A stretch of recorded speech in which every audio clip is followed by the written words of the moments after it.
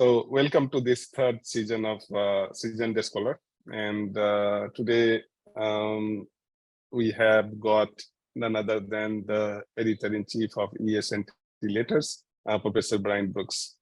As you know that in the introduction, we keep the secret of the achievements and everything. So you can find in the description as well as at the end of the video. So welcome, Bryan.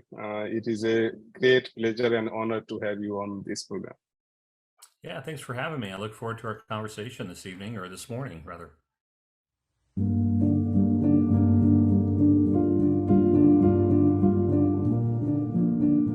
Let us know your story in your own word until graduation. I mean, you can start with the family structure, what was your father and all those.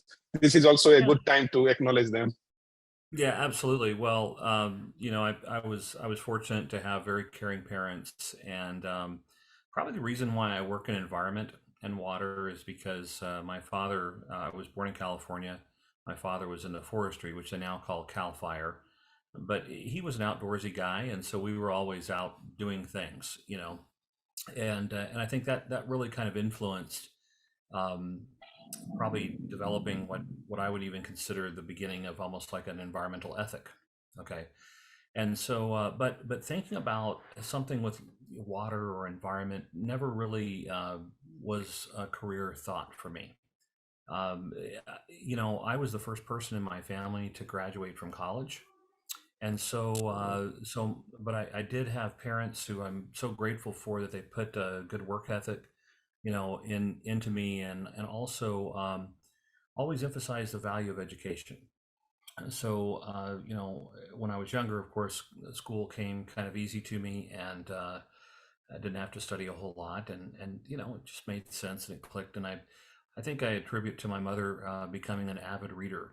I remember when I was a small child, she would read to me and then take me to the libraries, and it was fantastic. But when I went to college, I was in Mississippi, and I finished the last few years of college or high school in Mississippi, and then started college.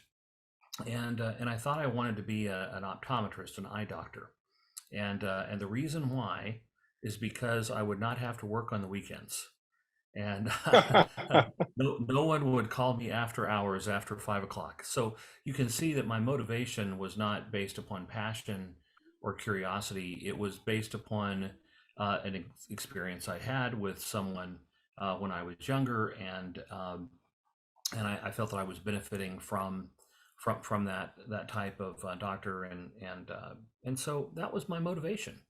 It was not until I was an upper level undergraduate, when I took an elective class in aquatic biology, that a whole new world opened for me. And it was a tough class. It was a rigorous class. The professor was tough, but it was fascinating. I couldn't wait to come back to class every time and see what he would talk about, because he would not just use a textbook. He would talk about case studies. He would bring these real world examples to life. And so then what ends up happening is, after this class, I went back to the professor, and I told him I was really interested and I wanted to learn more. And he suggested that I sign up for a directed research class. And so his name was Stephen Threlkeld. And I'm really grateful for Steve, because he tested me. I had to do really extensive literature reviews. I was bringing classic case studies in aquatic science to current, and this was I turned 50 recently, so I'm not too old yet, but this was before a Science Citation Index was online. So this would include reading a paper, going to the library, and it was a tedious process to perform the literature reviews. But he instilled some really good, I think, characteristics in terms of appreciating the literature and then thinking about the trajectory of knowledge. And so I also was able to get involved with some research with one of his PhD students, and made the decision, when I was taking an advanced field school of the American Southwest, that optometry school was really not going to be for me. And so I ended up going back and starting graduate school in a master's program, and that individual, Professor Stephen Threlkeld, who turned me on to aquatic science, was my master's advisor. And then during that time, this is where we started getting involved with environmental contamination.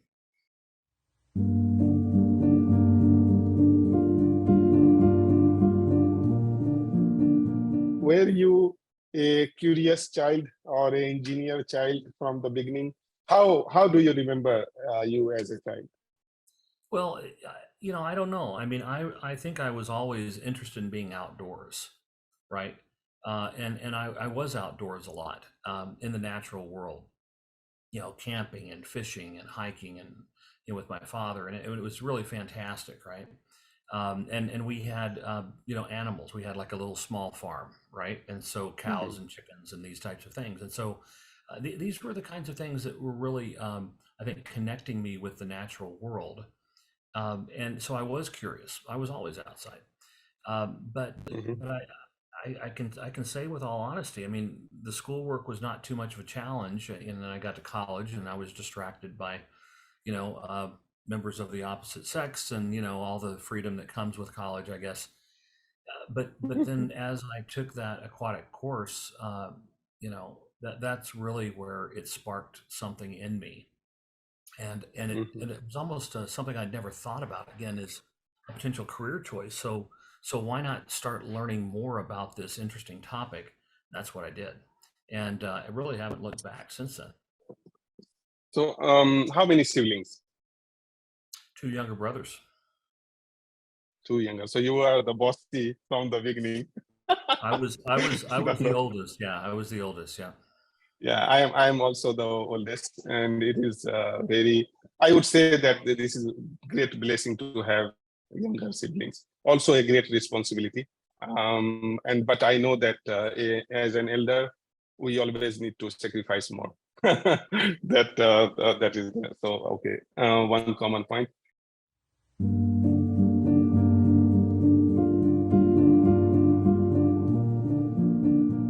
Generally people stop after bachelor degree, but why until bachelor is fine, that but why you want to go to the master, and then I will ask you about PhD. Sure, absolutely. Well, it was very simple for me. Um, Mhm. I took this class, and I was turned on to science, and then I did the directed study with this professor, and I was working with his PhD student, and I couldn't get enough. I wanted more. I wanted to learn more. I was excited by aquatic science, um, and it was as simple as that. And so as I was working with him, we were working on aquatic systems, interactions between surface waters and sediments, or things like benthic pelagic coupling. But then during that time, we also had a project where we were working on chemical mixtures and their impacts on wetlands. Yes. And so this is what really introduced me to the idea of chemicals in the environment, and it really kind of shaped where I decided to go for the PhD. In terms of, I didn't leave aquatic science, but I came more interested in environmental science, specifically environmental toxicology and chemistry. And so really it was during that master's experience where I was studying aquatic systems that then we were involved with a project as well, examining these chemical mixtures and their fate and their impacts in wetland systems, mostly like pesticides, methyl mercury, and again, I was very curious. I became interested in chemistry for really almost like the first time, despite the previous courses I'd had. Okay. What do you think is the impression of your mom or of your father? You said that your father, by profession, what he used to do? Well, he used to be in the forestry in California, and so this is everything from fighting fires, right, to conservation activities. And so yeah, so Wow. that was my earliest experience of being outdoors with my father. I have vivid memories when I must have been 4 or 5 years old. I remember catching the first trout in a stream uh, Yeah. near Big Sur, California. I mean, and I thought it was this big, and it was probably that big, but it was one of those early experiences being in the natural world that was really imprinting on me, Mhm. and I think it allowed me to really connect with that aquatic science course so easily, and then again, so I started a journey of scientific discovery that has not slowed.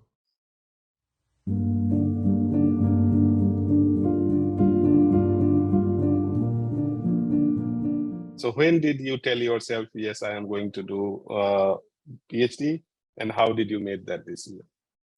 Well, it's real interesting, right? Because I would say about a year into the masters, and again, it's a little bit more common now to go right from the bachelor's into the PhD program, but back then it was more common to go into the masters first. And sometimes we would like to think of the master's degree as you're kind of dating the field. You have not had Yes. the more permanent commitment of the marriage proposition or something, right? And so I would say that I was really undecided until probably the middle of the masters, and I was really getting involved with the research. And it's interesting that you asked this question because at the end of the masters, as and the first year of the PhD, I went to a scientific conference of Society of Environmental Toxicology and Chemistry, and a colleague said, "So why are you going to do a PhD?" And I said, "Well, I think it's the piece of paper that I need to receive to continue to do what I want to do, and that's to ask questions." I really enjoyed, immersing yourself into the scientific process. I liked the questioning and the applied problem solving elements in particular. And so it was as simple as that, is that I let my interest and my curiosity take me on this ride. And I didn't even think about, okay, job prospects, or would I go into academia or government or business, or I was just I was hooked on the excitement of science, and the curiosity that I think naturally had was really starting to blossom at that point. Um, I mean, very great, and I love the dating part.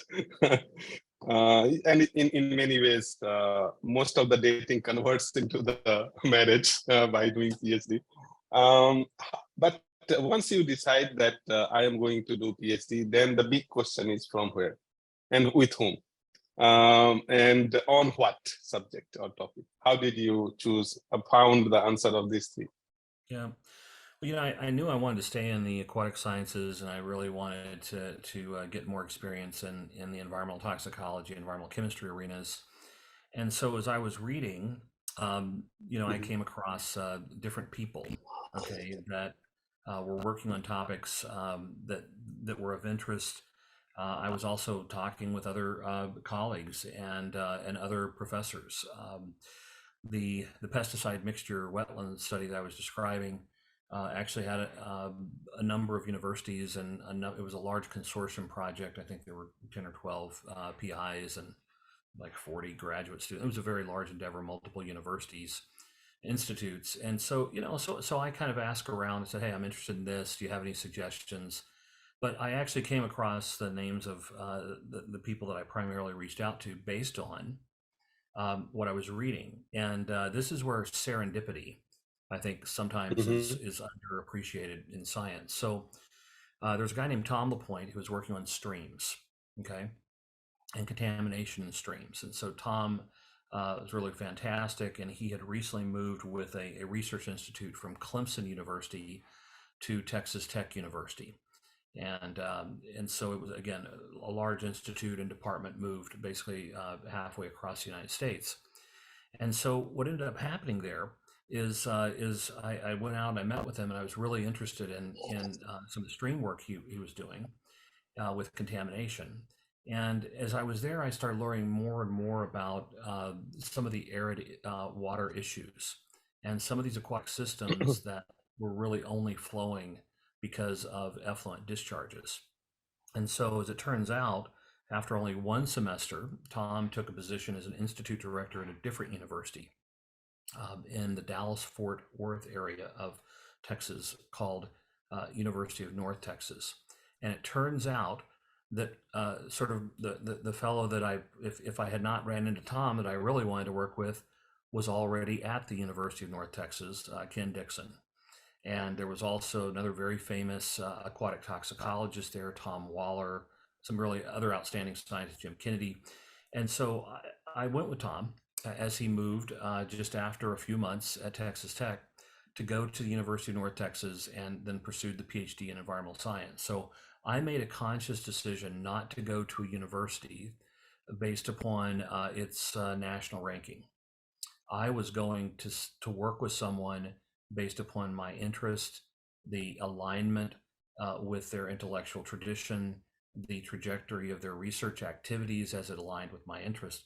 And so I was fortunate that, much like my undergraduate mentor kind of took a chance on a curious neophyte, that my PhD advisor in Tom also took me on. But then I kind of felt like at times I had 3 PhD advisors because I got to work with Ken Dixon, who was really influential in helping to establish different types of scientific endeavors in the United States, and even was one of the co-editors of the first Pelston workshop, which ultimately continued to develop, and the Society of Environmental Toxicology and Chemistry came from that activity. And then I also mentioned Tom Waller. So I was really fortunate to be able to go into an institute, working with an institute director, but also almost having a primary advisor and a couple of other really strong, kind of, at least in the United States, very, very recognized and well-regarded scientists to be like additional mentors for me.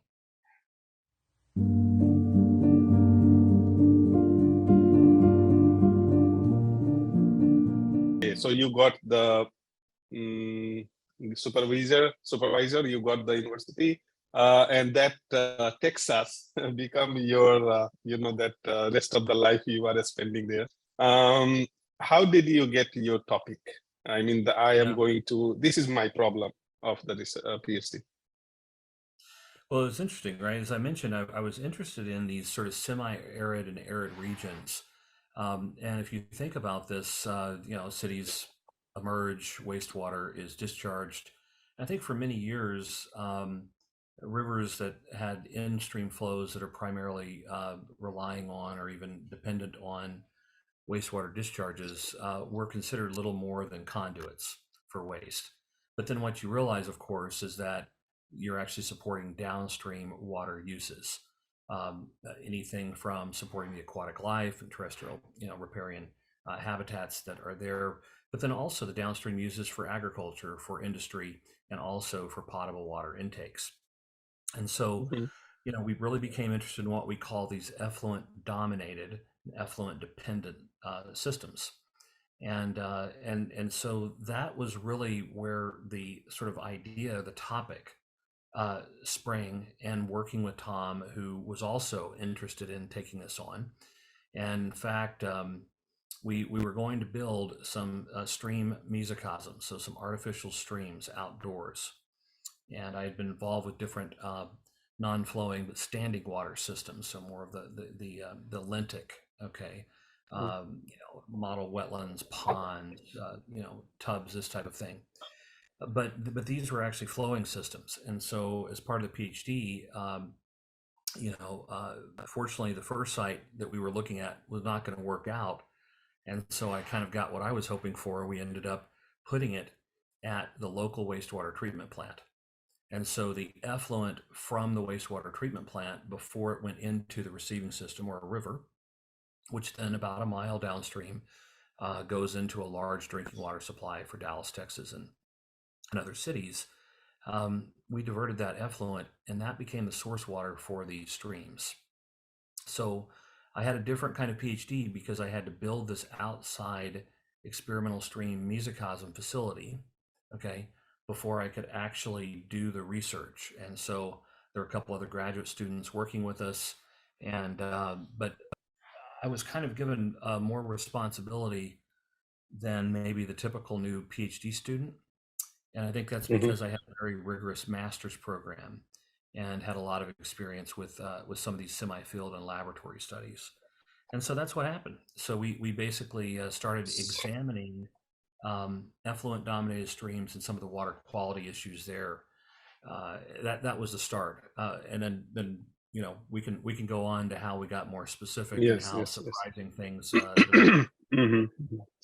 Um, so if do you have some memories that at that time, did you go with your liking or the essentiality or the urgency of the topic, or the a kind of this is a hot topic, or it is going to be a future topic?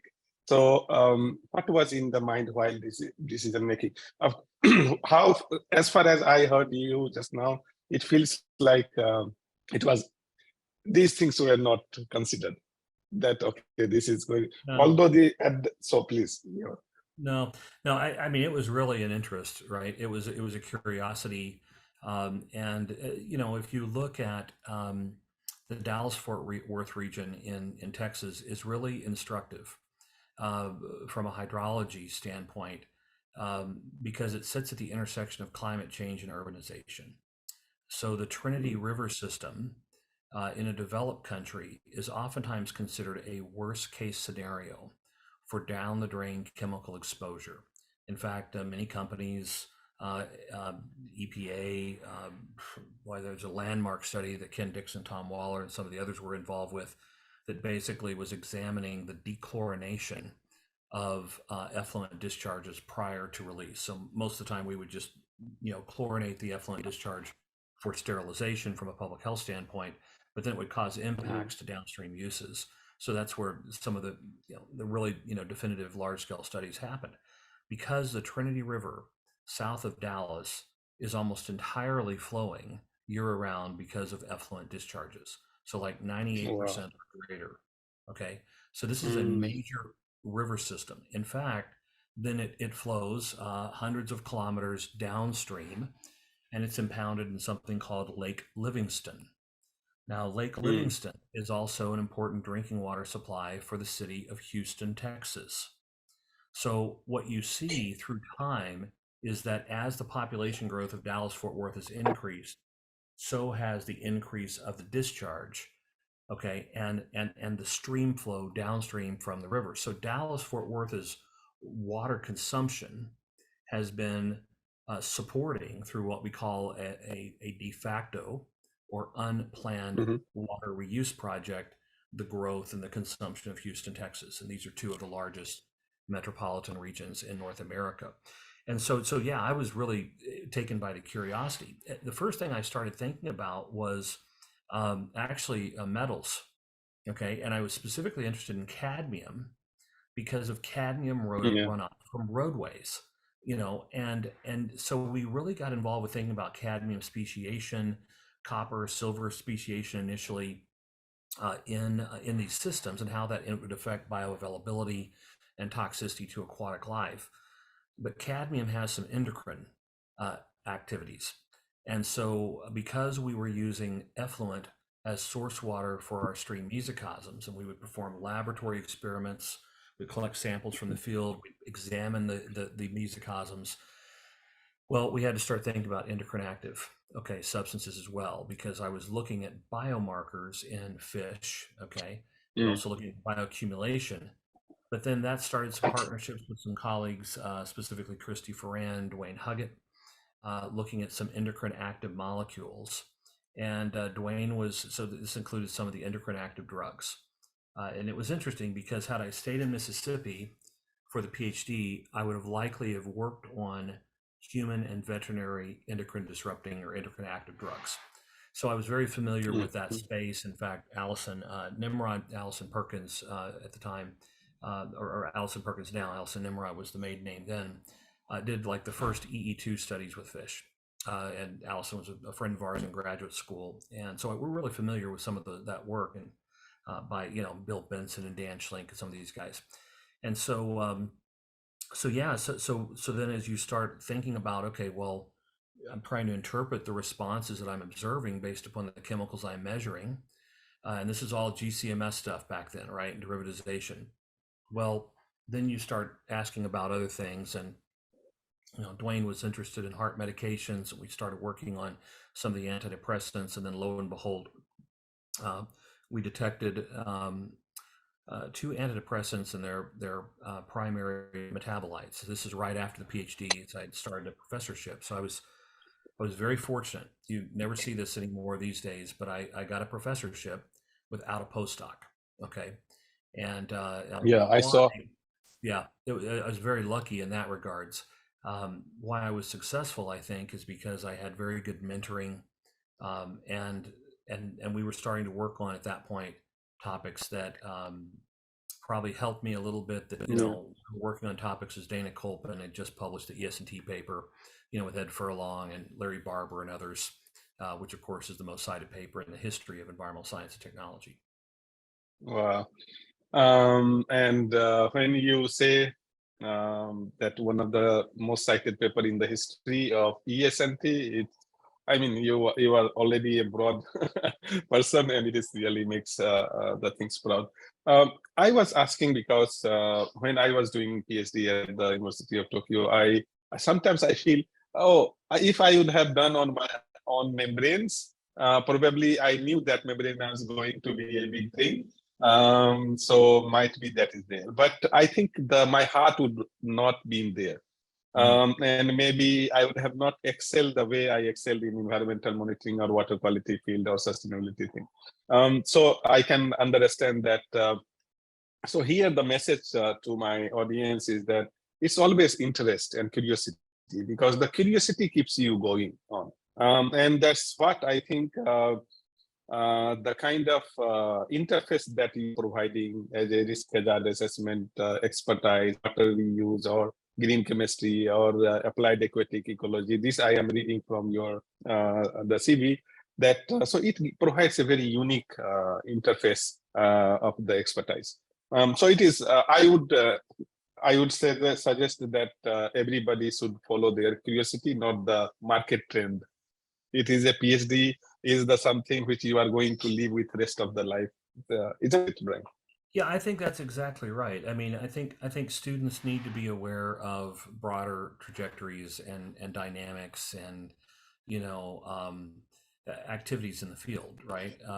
Thinking about what's shaping humanity going forward, right? I mean, water, energy, food, biodiversity, ecosystem services, chemicals, waste. All of these kinds of topics are so important, and of course, climate change being the overriding kind of driver. And so I think that students need to be aware of maybe some of those larger drivers to see how their work may fit within the broader picture. But I think if you're exactly right, if there's not curiosity, um, you know, I mean that's the excitement, that's the spice of science, man. Mm.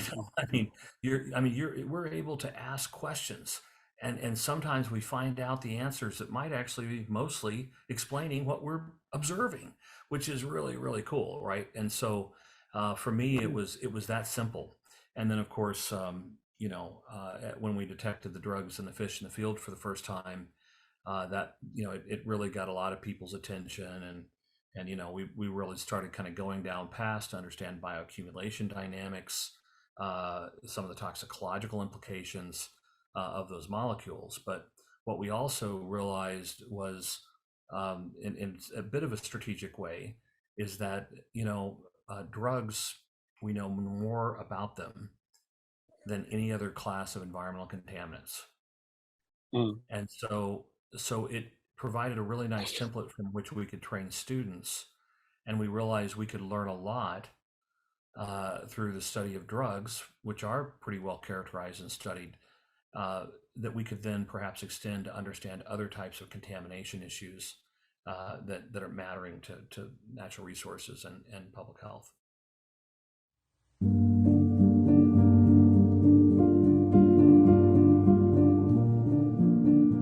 We would love to know the turning points, the some of the turning points that you consider is the most, has Yeah. taken up to here.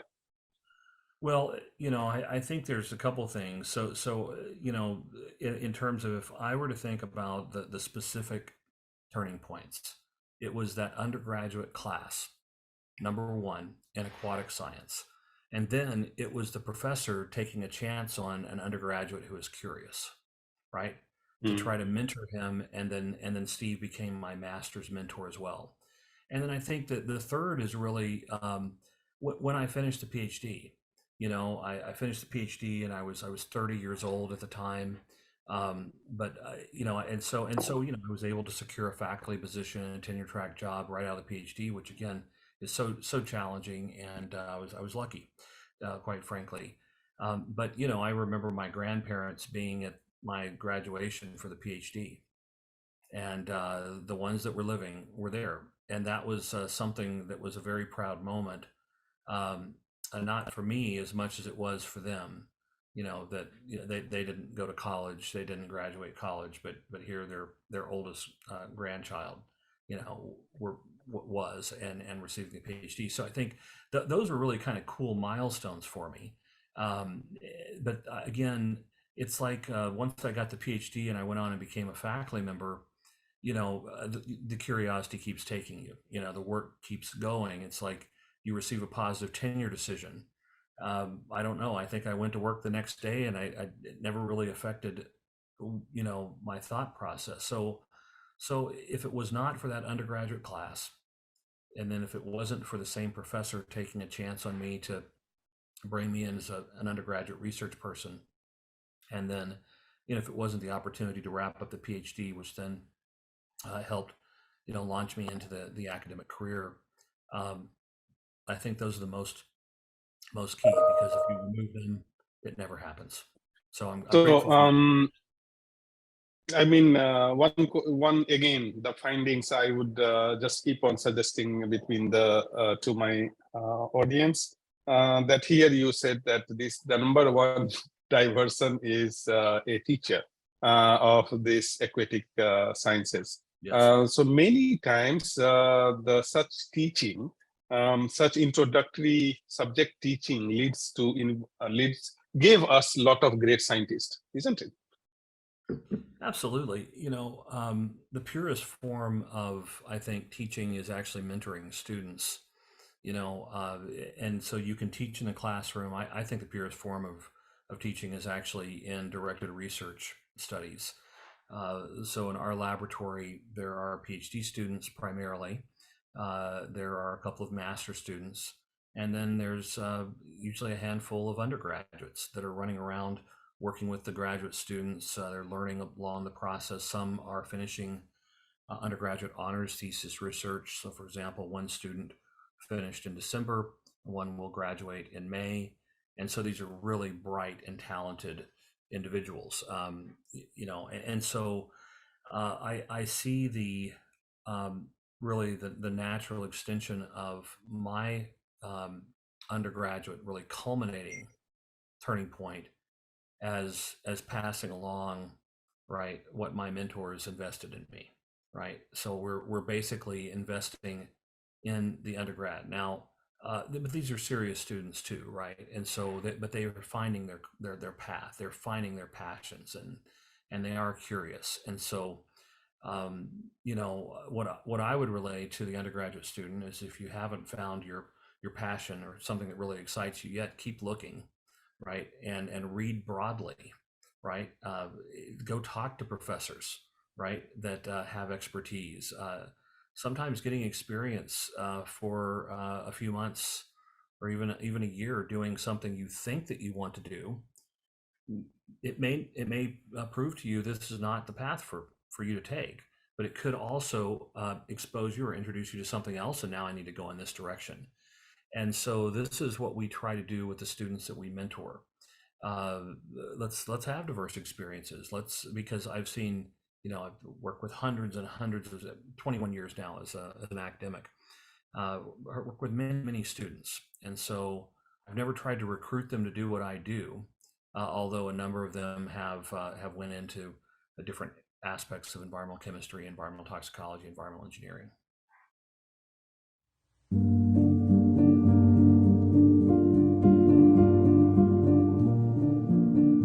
What will be your message to those PhD students on the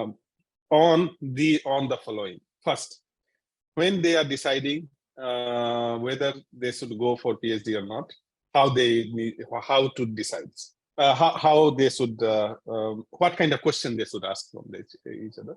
Then when the conversion happens, I mean, the subject we have already talked about, that it should be based on sheer interest and curiosity, and not trend. Not because I have been given this supervisor, so this supervisor is working in this field, that's why I will do that. No, if you are interested in some field, find the supervisor according to that. But of course, you can give your take on that. And the second thing that is there, the interface, like PhD is about to finish, and I have to get a job. Marriage has also happened.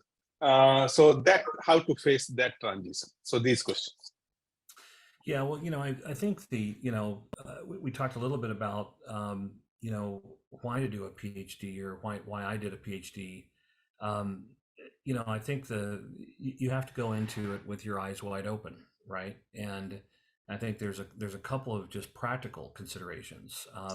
Look at the trajectory of the course of study, right? How long does it take?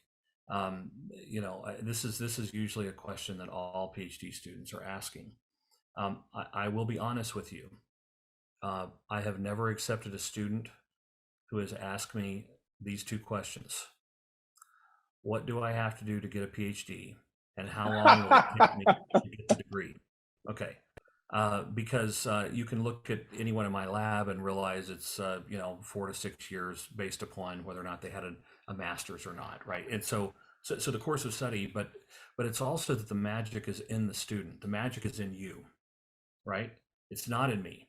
Okay, I can help guide you. As a very famous environmental scientist told me one time, that he likes to tell his students, I can actually teach you very little, but I can put you in positions to learn very much. And so that philosophy, I think, is also something that a new PhD student, or someone who's thinking about a PhD, needs to really think about in practical terms. It's an active learning model. You, to become a scholar, must realize the magic is in me, and you want the good mentoring. It's very important, but you have to realize that you've got to make it happen, right? And the mentor is there to help guide you along the path. Now, then I think the most important question, though, is again the motivation, right? Look, I mean, people are motivated for all kinds of different reasons. When I was younger, I probably wanted to make my parents happy or proud, right? And then when I started, and I realized what I wanted to do, then maybe I was motivated somewhat. I was obviously driven by the curiosity that was dragging me along, but I didn't want to fail, right? So maybe there was some motivations for the fear of failure. And now I'll be honest with you, I'm motivated by the world that is left for my children and their children, right? So, and no offense, but I'm probably most interested in the children in the world that are my children's age and younger. Right?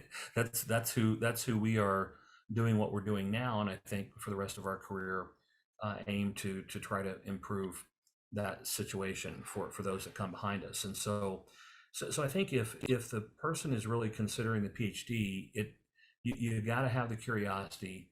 You got to know that this is where I want to take my career. You also need to know the practical aspects of the commitment, right? As I described to students, I think there are several phases, right? I will not work with a student who's not committed, right? Because without commitment, what else is there, right? You can't get started. You can't immerse yourself into a topic. So the commitment and then the immersion, right? And then as you're immersing yourself into the topic area, that's sort of, again, shaped by the curiosity and the capacity of the research lab that you're in, you got to learn how to focus, right? And then you've got to learn how to finish, right? And professors that are good mentors will help you. Generally, students who are bright, and curious, it's tough to focus, right? In fact, sometimes maybe I have academic ADD, Okay, and I embraced the academic ADD some time ago. I like to work, and my hobbies include different areas of science and engineering. But the So point is, ADD means what?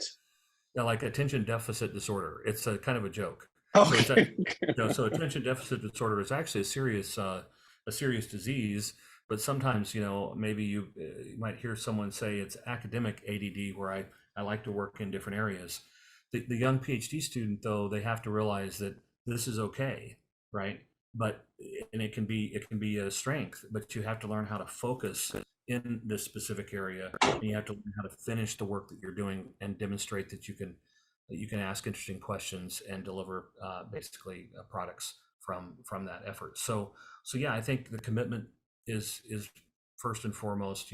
That's driven by the curiosity. Obviously, if you're not committed, you'll never be able to immerse yourself into really getting into the depths of the literature. You've got to know what other people have done. You can't superficially examine a topic. You really have to be serious, and then you've got to focus and you've got to learn how to finish. But I think as you go through the process, and you probably might agree with me, is that in some ways the most exciting aspects of my professional journey were during the PhD, when yeah, the pay wasn't great and the hours may be long. I don't know if the hours are any shorter now, but I was able to really immerse myself with really very limited other Yes, responsibilities yes, yes. into the subject. Read Very true, very deeply, true. read broadly, think critically about different aspects, and that's where you're sharpening, so to speak, the sword of your scientific arsenal. Wow. Yeah, I mean, I am getting a goosebump because the most beautiful part of the PhD was that we can forget the world. We have no committees to attend, no, I mean, yeah, and very nice, Bryan. I love this thing in your personality. Whenever you speak from direct from the heart, and that's why it has a lot of impact. Maybe I don't know whether you are aware of it or not, but I felt that way whenever I had an interaction.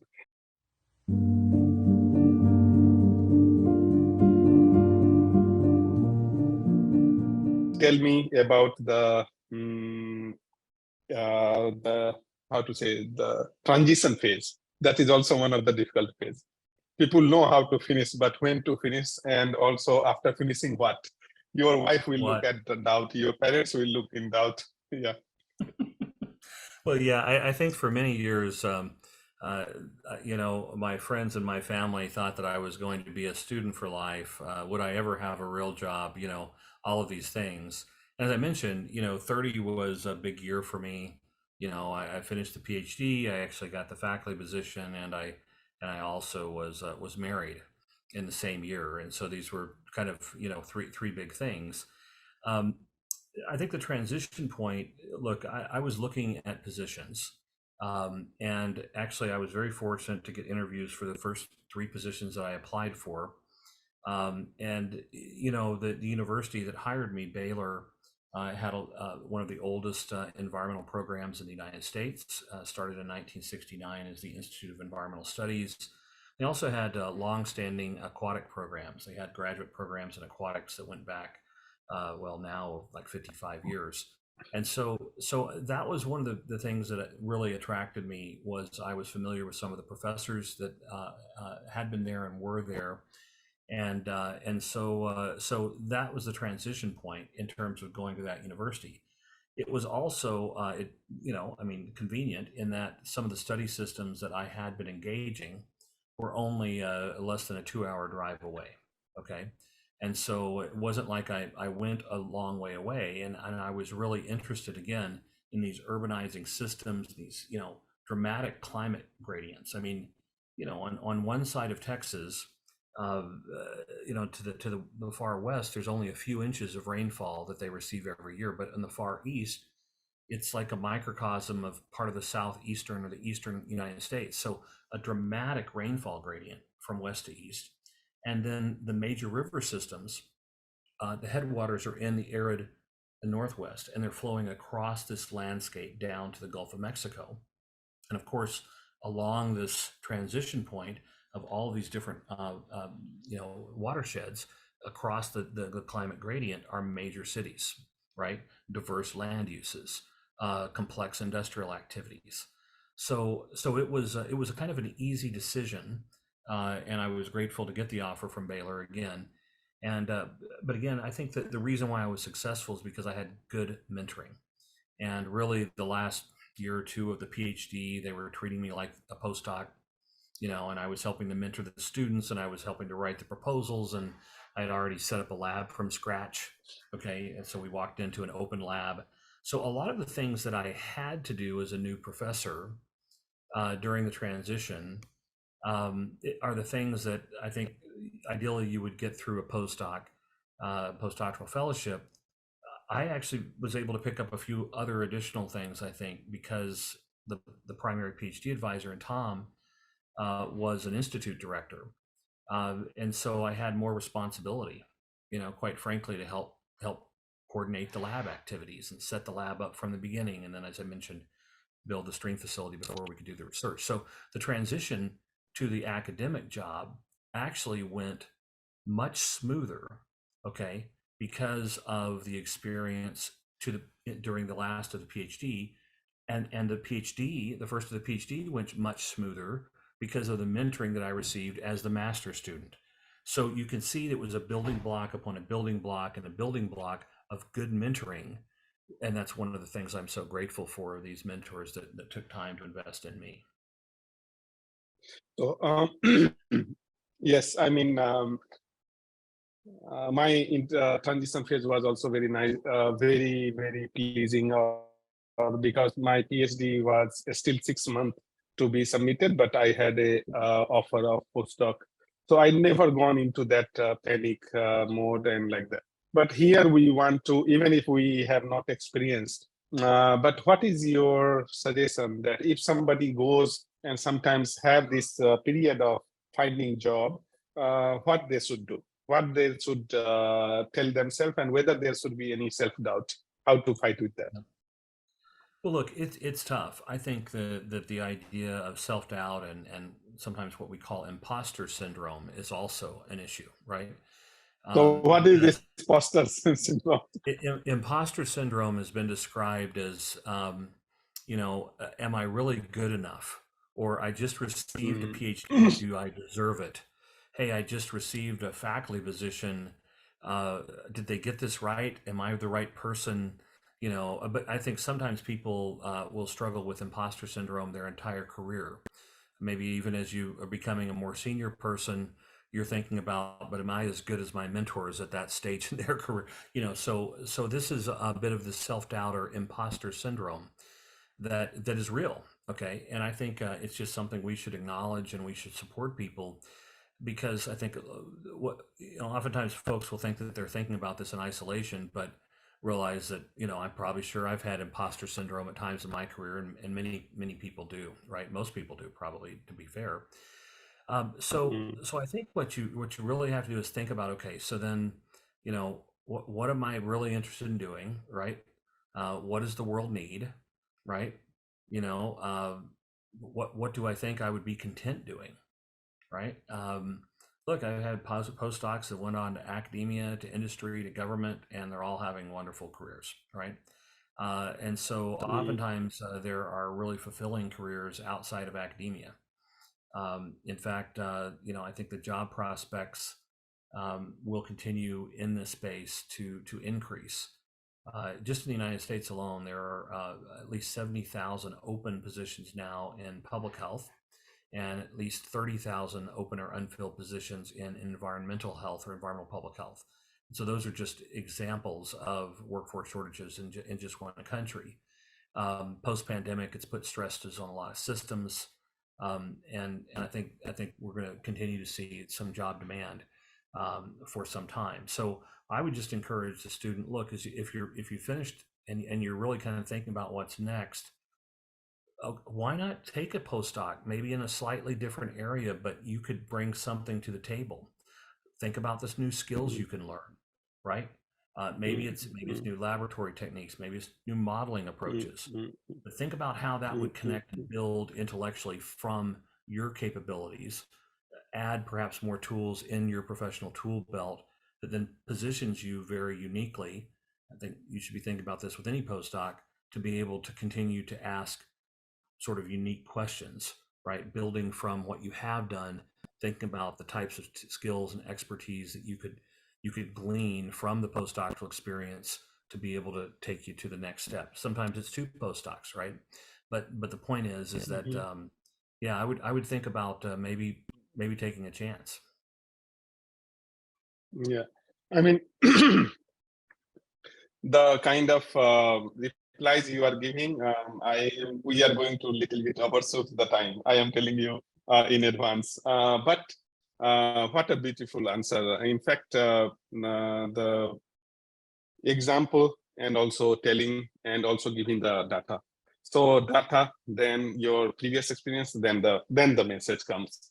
I would say in the long term, because what is very much I have found that the Kumar in after 45 years or 44 years of the life and my 30s, what was not there is experience. Now I lived the life. And so I know that how life is going to treat sometimes and going to get angry sometimes. So if many times I say that I am the person from the future for a 30 years old, because I am from 45, right? So I am I'm man from the future. We can tell them, and of course you are for me a man from slightly more future. But the point is that we should take those time for learning. We should take that time like, oh, life has given me some holidays, quote unquote. The point is that if we just get like I got a degree on, I remember 29th September 2009, I got the degree, and 30th September, I joined in postdoc. So I just took the flight and just go and join. So the point is that sometimes if life is giving that place, enjoy it, and enjoy the holiday. Many times, even in the job, one of my friend, he left one position and suddenly because sometimes life is like that. And then he got another good position. And then I said, what did you do in between? He said, I had a holiday. I went to Canada. I went to my wife and I had a holiday. So I don't know how can, I mean, you left the job, a good envious job, and until next job, we are all the time worried. But you are not? He said, no, I never worried. So that kind of attitude has to be there. Yeah, I think that's right. I think the perspective, and it's always, as you were saying, if the older version of yourself could give the younger version of yourself advice. Look, I don't think I would change much. I haven't made too many decisions that I regret. I sleep well each night. I think I'm doing the right thing for the right reasons. Maybe if I've slept badly one night, I was thinking about the meeting that I would have to have with the student the next day, or postdoc that I knew would be kind of influential in their life. And so thinking about the best thing to say. That's probably the only time I've ever lost sleep. But I would probably tell my younger self, look, I mean, don't sweat the small stuff as much, right? In scientific terms, absolutely focus and sweat the small details. The attention matters, the specific details matter, understanding the mechanisms are crucial. You've got to be able to understand the mechanisms, the causal relationships. But sometimes the small things, as we're getting going, with the normal practice, and you're learning how to become a professor or how to work in certain things, you might put a little stress on yourself over things that probably are not that big of a deal in the grand scheme of things. So you kind of have to keep your eyes on the horizon. You have to think about your interest, your trajectory. Finish what you start. If you're collaborating with people, make sure the collaborations, you're honoring your commitments and finishing again what you start. And I think making sure those successfuls, the students are successful. You're investing the time in students. Um, Someone asked me one time, maybe 10 years ago, and at that point I'd been on different types of television stations, and NPR and all of these things. And they said I'd started winning awards, and they were like, well, what are you most proud of? Okay. And I said, well, it's my students, of course. So when my students like I have a student that just published his first author paper. We celebrated as a lab last Friday or 2 Fridays ago. I have a student who's just left to take a federal fellowship, right at the end of her PhD, got one of the most prestigious federal fellowships to basically do like a postdoc. And she's moved to DC. It's fantastic working in aquatic science on one of our hobbies of harmful algal blooms. And it's actually really more than a hobby, I guess, for us. We've been working on this quite a while, but I mean, those are the things that we celebrate, right? It's the student successes because at this point in my career, as a more senior person, I think what I would tell the younger version of myself is do exactly what you did. Invest in the students, invest in the collaborators, honor your commitments, finish what you start, take time for your family, and take time to think critically and fuel your curiosity. Don't get caught up in a lot of the minutia that sometimes can be a big time sink, and it can suck your energy. Um, I also tell you, I don't tend to work with negative people. I think that this is just an energy drain. I try to create a lab space that's very positive, very energetic, just like when we're working with our undergraduate students, and whether it's teaching in a classroom or in directed research, the positive space that you can create for the lab group, right, decreases the mental stress, provides that support, safe places to experiment, right, and quite frankly, um, the negativity can really take away creativity. So if you have a positive environment, you can really fuel the creativity and fuel the productivity. And so that's one of the things that I think that I was fortunate enough to try to promote earlier in my career. It worked, and so we continue to embrace that model for our lab team. Is just focus on the positive, right? Realize there are going to be tough days. Take it in stride. Let's keep our eyes on the horizon and keep trying to move forward, because we have a lot of challenges around the world to the environment and human health that we need to work together to address.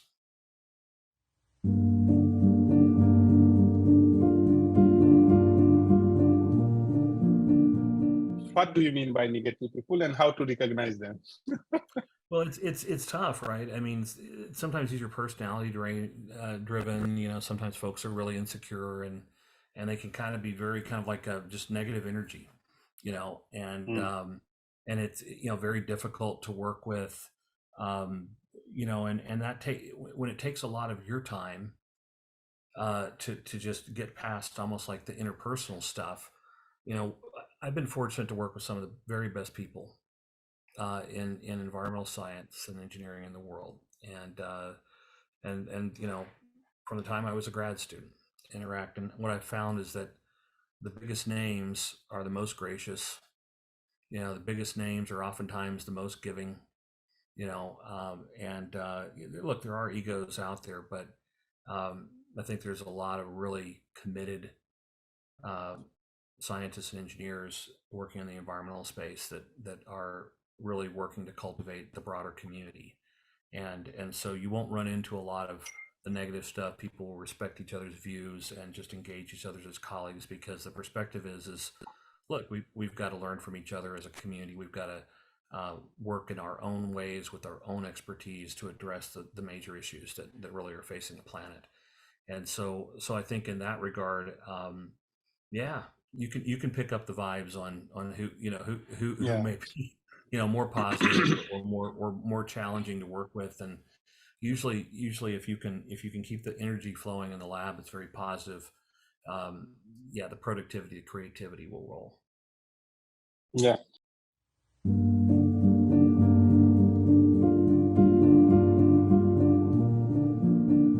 What is your experience of teaching, and how to be a good teacher, and any advice on that per se?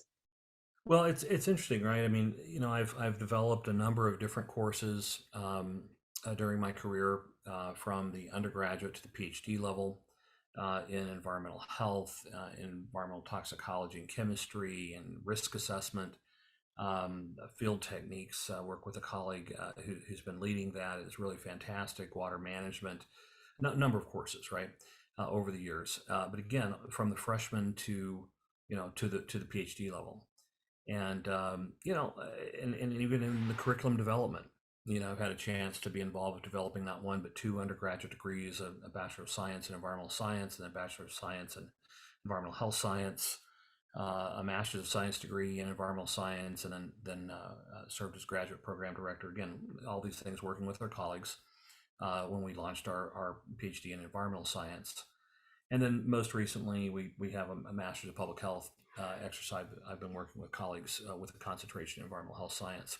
So we've had a lot of experience with the curriculum aspects, but from a teaching standpoint, look, you have to have a theoretical foundation, but I think it connects with students when you're talking about case studies, when you can bring in real world examples, when you can integrate even things that alumni from the program have done to illustrate a point.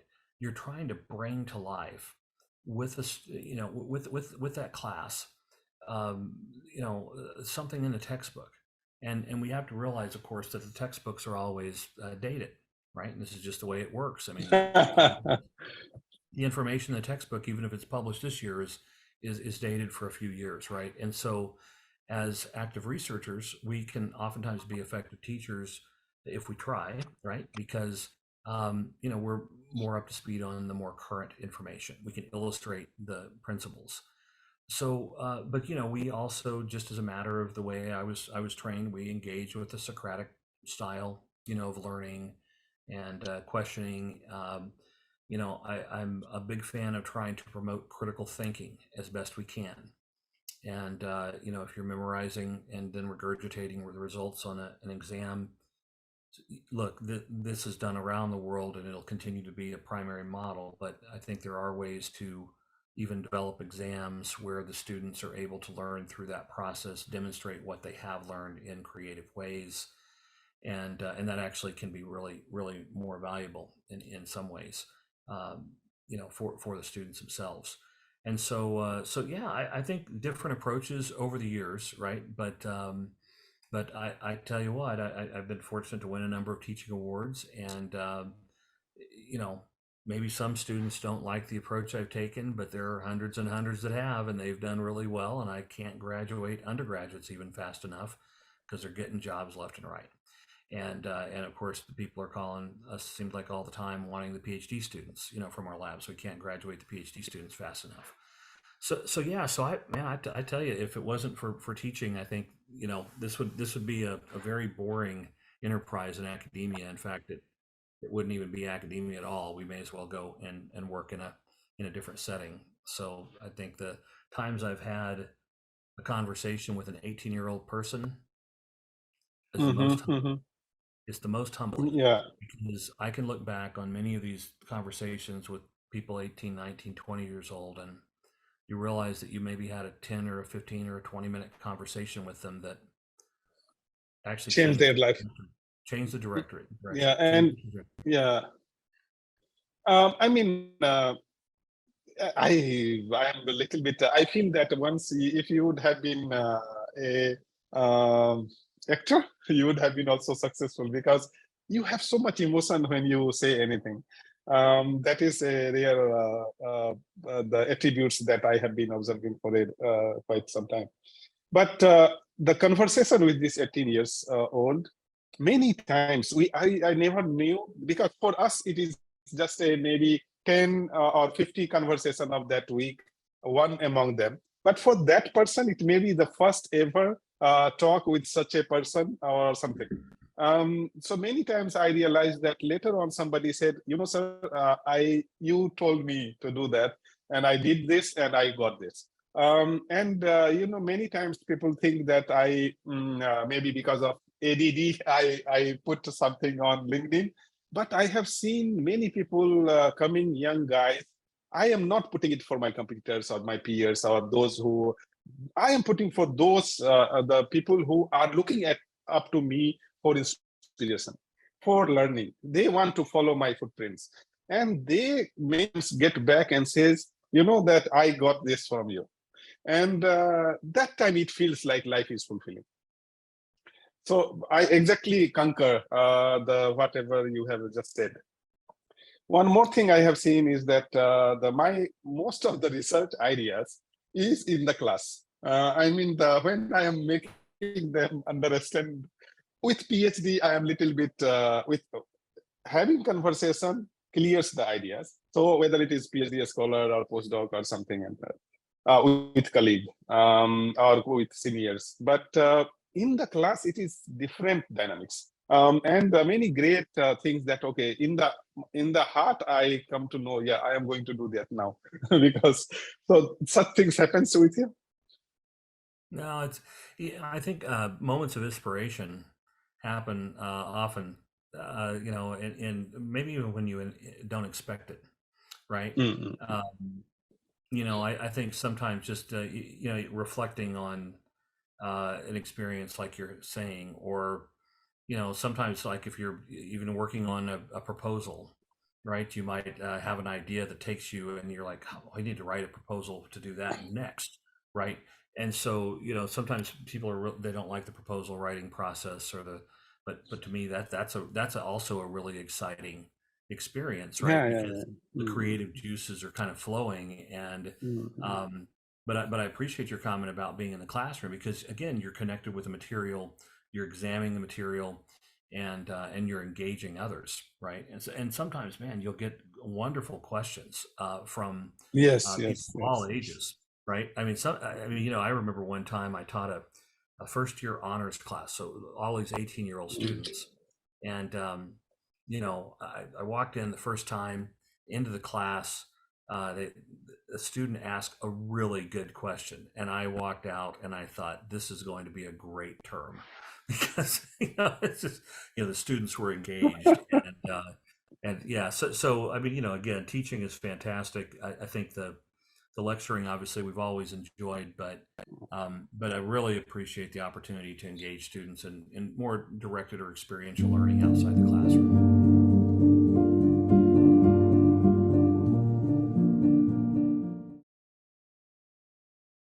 How to handle a big class? I mean, the 20 less than 25 is fine, but how to any tips for that? Quick tips.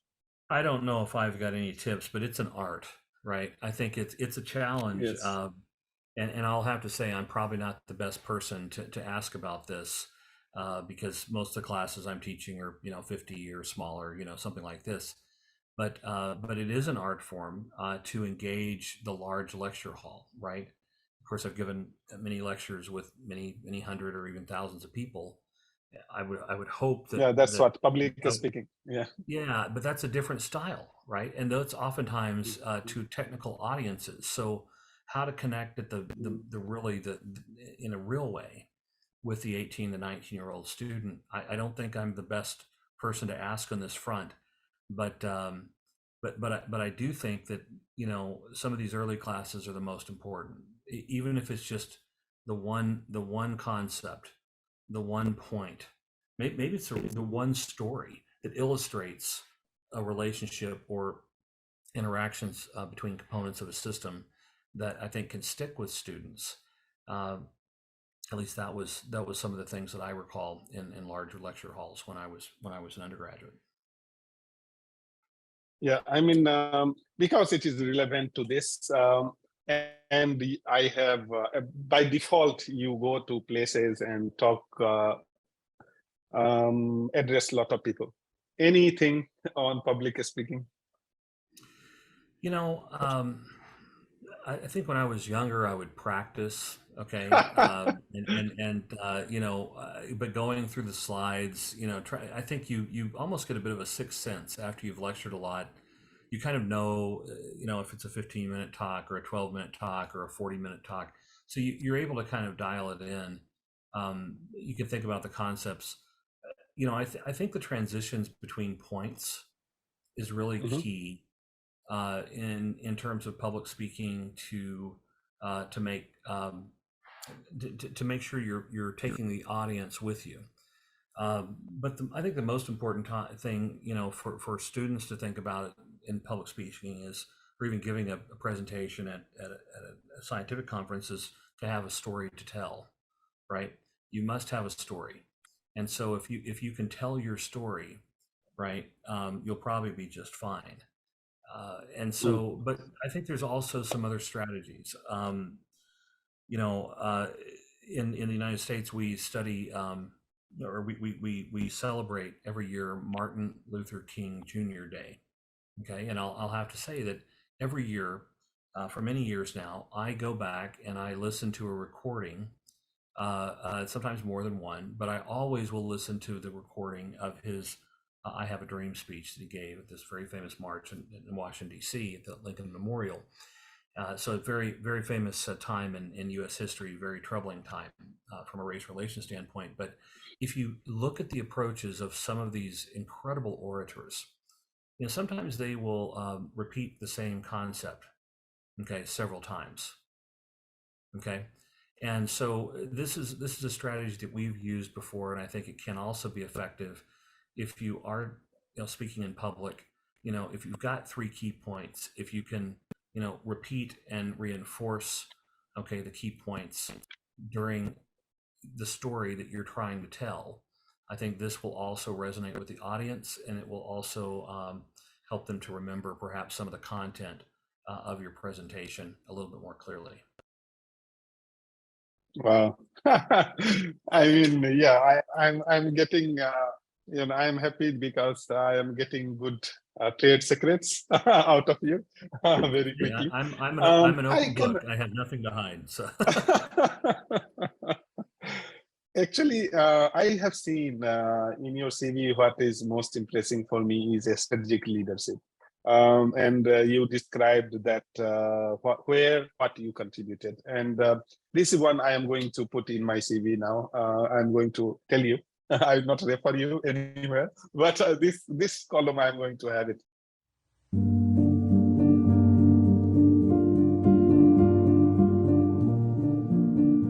How could you become successful in strategic leadership, and what kind of thing needs to be taken care of while you are handling this or doing this? How do you make your strategy? And while you'd say that, please also mention that, because probably you are from 2007 to 2014, you were graduate program director of environmental science, and you might have also created some of the courses. So tell me that when and how and why you felt that this needs to be created. yeah, so you know, I think in any organization, any institute, you know, you're at a current state, and there are desired future conditions or desired future states. So then, how to get there? Well, in an academic setting, there are multiple faculty interests.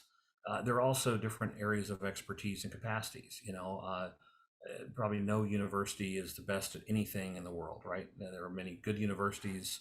There are many good professors, many places, but even some of the, you know, highest ranked universities won't have, you know, all the best people, right? And so that goes back to our original comment. But the point is that every university or every institute will have strengths and capacity.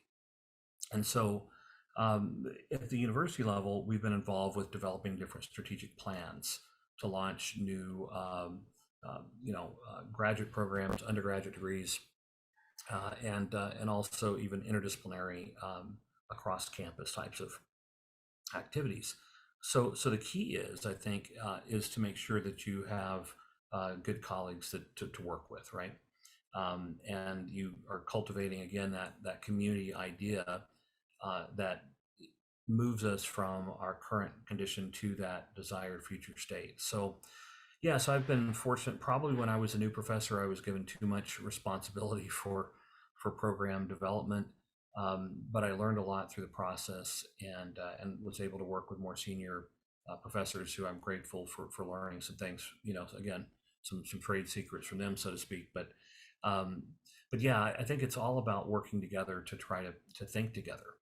And even if you think about some of the horizon scanning activities that we've engaged, whether it be, you know, identifying research or training or education, workforce needs, those types of activities were also really important because we worked with each other. We realized that maybe I have some good ideas. The colleagues, in the world have lots of ideas, right? So it's sometimes I've said it's not me science, it's we science, because we are thinking together. And so how to structure that in a way that allows for individuals to contribute in meaningful ways, I think is actually can be really impactful. And so yeah, I mean, so I think the strategic aspect is where do we want to go, and then the operational or the pragmatic, kind of elements, or how we're going to get there, right? And but I think you have to have shared, vision, mission, goals among the team members that really, respect each other's opinions, and sometimes that involves a lot of discussion and sometimes disagreements, but again, in professional ways, rigorous discourse that can actually work toward consensus and ultimately move toward that desired future condition or reality.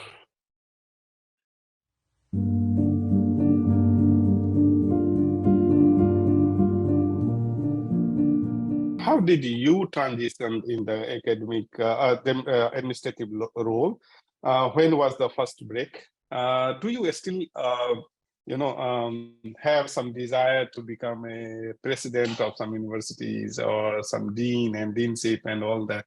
And how do you, of course, you have been director, you have been interim chair, so to say a few.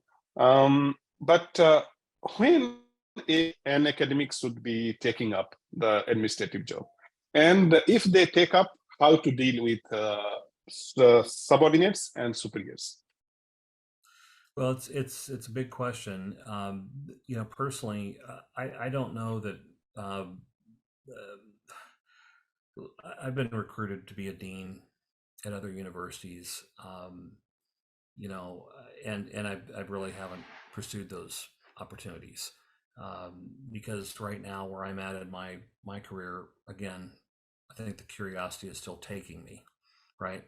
The spice of science is still the savory, right? This is still a scientific enterprise that is moving, and we're involved with that movement. And so I'm actually pretty happy with what I've had a chance to do in terms of service in administrative roles. But I generally did that because I felt that it was needed, right? Or my colleagues were asking me to do this, right? And so although I do have some administrative capabilities and have had formal leadership training and the like, I think where I'm at is I really enjoy the research aspect, and working with colleagues in those regards. So I'm not going to say that I won't pursue a dean position at some point down the line, but I don't see that happening anytime soon.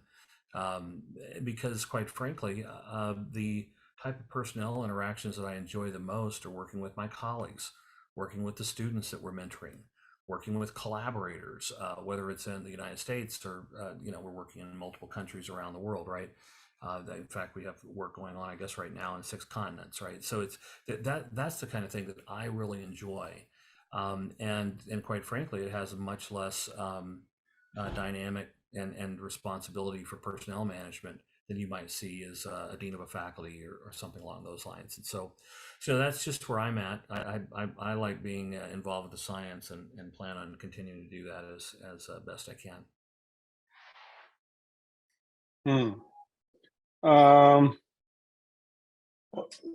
Here, the point is that administration comes with power, and many times people love to have that thing, and that is power is really addictive.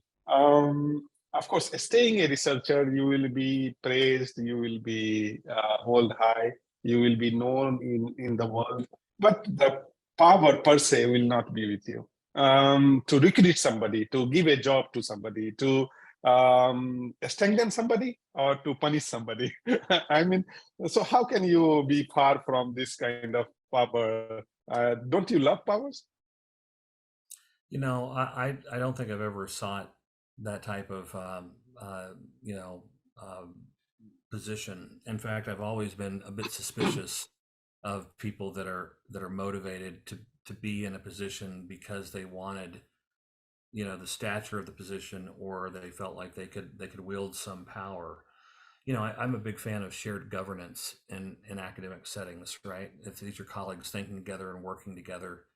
And you know, I remember hearing one time when I was a younger scientist, someone talking about, well, you know, they weren't my university or a different university. Well, but if I go into this leadership position, I'll have access to more money. And you know, all I could think was, is boy, what a poor motivation.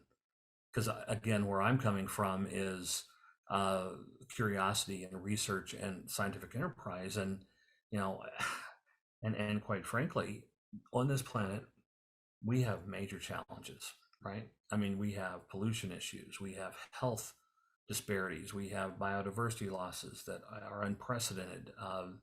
We have so many challenges. In fact, sometimes I tell my students that if they spend time with me in class or do research with me, they may develop the same affliction that I have, and that is being afflicted by maybe too much knowledge or understanding. So, so I think this is the approach that we tend to think about in terms of, you know, with that knowledge and comes responsibility, and our responsibility is try to do the best we can. So that's my approach. You know, maybe others are better suited May for those differ. types of roles, but this is just where I'm coming from. Mm. Um, yeah, I mean, but I don't want to argue on this because you always say this is my thinking, and that's the way it is. It has been a not maybe I put it wrongly when I said power and all those things, but this is a kind of very tempting. Tempting. Many times I feel that, and you know what? Only those people who are good researcher are offered, mostly offer such positions, because you have achieved as a researcher, you have done some few projects, you made name and mark in this, then you will get that thing. So many times it is offered to a researcher, and this is a very tempting. All the life we worked to become a good researcher, and once you become the good researcher, you become the administration, go to the administration and like that. And it is very tempting. Your parents, you will get a bigger house, you will may get a family help or domestic help, you will have the few people and those things. Having said that, there are other thought also. I recently interviewed AIT president, Professor Yamamoto. He was my teacher at the University of Tokyo. He told that most of the time he worked for, after reaching to a certain level in the research, he lot of time worked to increase the research scenario in Thailand. And in AITs, and so lot of work he has done to create a good research or conducive environment for researchers being an administrator. So your last take, and then we will move to the different topic of Yeah, editor. well, yeah, and so I think again, it depends upon someone's interest and motivation. I work with close colleagues. In fact, I have a close colleague, a longtime collaborator, who's now a research administrator at the university where I'm based, and he's still a close collaborator and colleague and friend.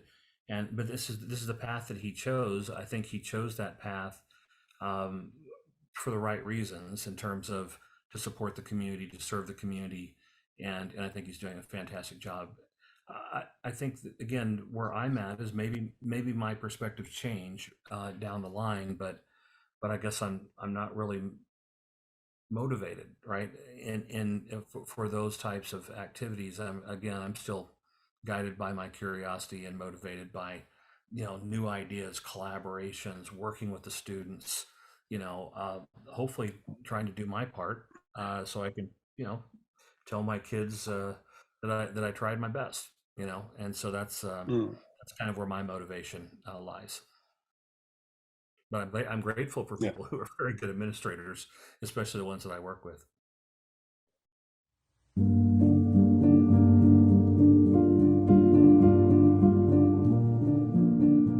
Now, this is the big thing about being editor. When was your first break? How did you go into this business, and how did you excel and reach to the top? Well, I think it's important to kind of come back to the original motivation, right? The motivation was never to become an editor, right? The motivation was science and trying to ask interesting questions and have scientific contributions that again resulted from our curiosity, but ultimately were of high quality. And so then I think it's also important for people to know that this is a volunteer exercise, especially as you get started. Reviewers. I still review for many other journals, even though I'm responsible for a major international journal, and will continue to do so. I think it's kind of like reviewer karma, right? And we should basically put into the system because we're receiving from the system. And so, as I think through getting started, it was being a reviewer. It was doing good reviews. I mean, being serious. Trying to improve the science. Trying to do my part as part of the broader scholarly community. And then I was nominated to serve as an associate editor of a society journal, and I was also asked if I'd be interested in serving as an associate editor for a major Elsevier journal that you're aware of called the Science of Total Environment. And so the CTAC journal, the Science of Environmental Toxicology and Chemistry journal, was Integrated Environmental Assessment and Management. And so I started as an associate editor with IEAM and also with Stoughton. Okay. And so I was working with both of those journals in an associate editor's role. And then I had edited a book with a colleague on pharmaceuticals and the environment for Springer, and so I was familiar with some of the publishing, and they had an opening that they had approached me about for a Springer Nature journal called Environmental Management, and to see if I was interested. And so at first I wasn't sure that I was, quite frankly.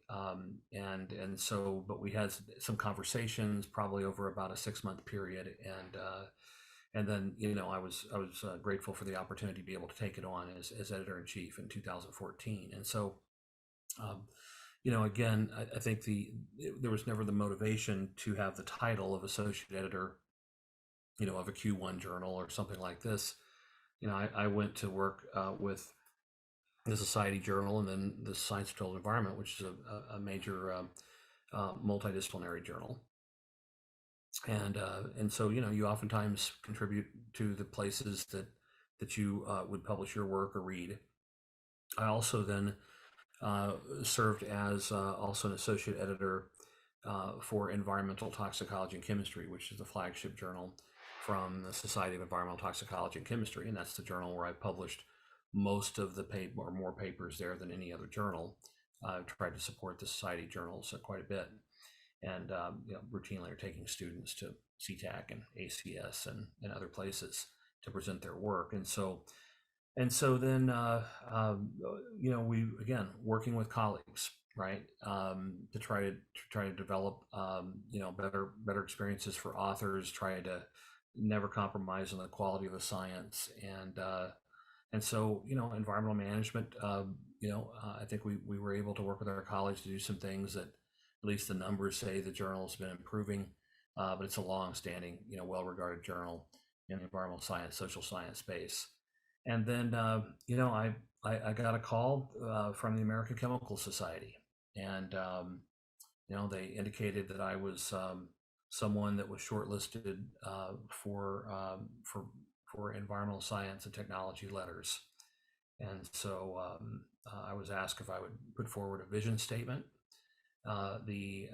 Someone who has experience chairing search committees for ACS The search committee members are anonymous. You don't know who they are, but they are very good people from around the world and really the experts. And so, I put forward a vision statement for the journal and certainly respect ES&T, the society basis, all the work that ES&T and ES&T letters and now ES&T water and engineering do for the community. It's just incredible. American Chemical Society is the largest publisher in the world. Okay, scientific publisher in the world. It's also not for profit. And so that means whatever revenues are coming in, they're really distributing that out to cultivate the community. And it's pretty cool because awards and symposia and supporting the editors so we can really try to focus on the quality of the science and again facilitate the outcomes or the outputs from the community. And so that was my journey, quite frankly, to where I am now, and having just finished the first 3 years in the role as editor-in-chief at ES&T Letters. Obviously, we welcome your very best work, and if you're not familiar with ES&T Letters, check us out. We're really a shorter article type where we focus on urgent and timely information and rapid dissemination of those findings. And so, so that was sort of my journey. It all started with volunteerism, right? It all started with the good quality reviews because the editors will remember the people that do the reviews on time, that give really good quality reviews, right? And then you get the invitation to be an associate editor. And so this is the path, right? Is now you focus on the quality of the work and the responsiveness, right?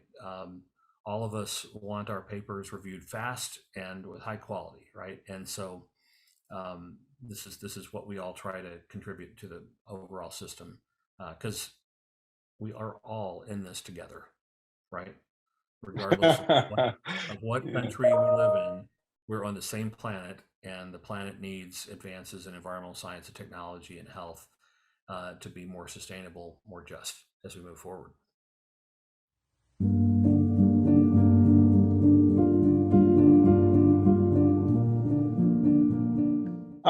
Right now, last week, there were a Twitter thread, and where they were talking about that many editors are now getting this challenge of getting reviewers.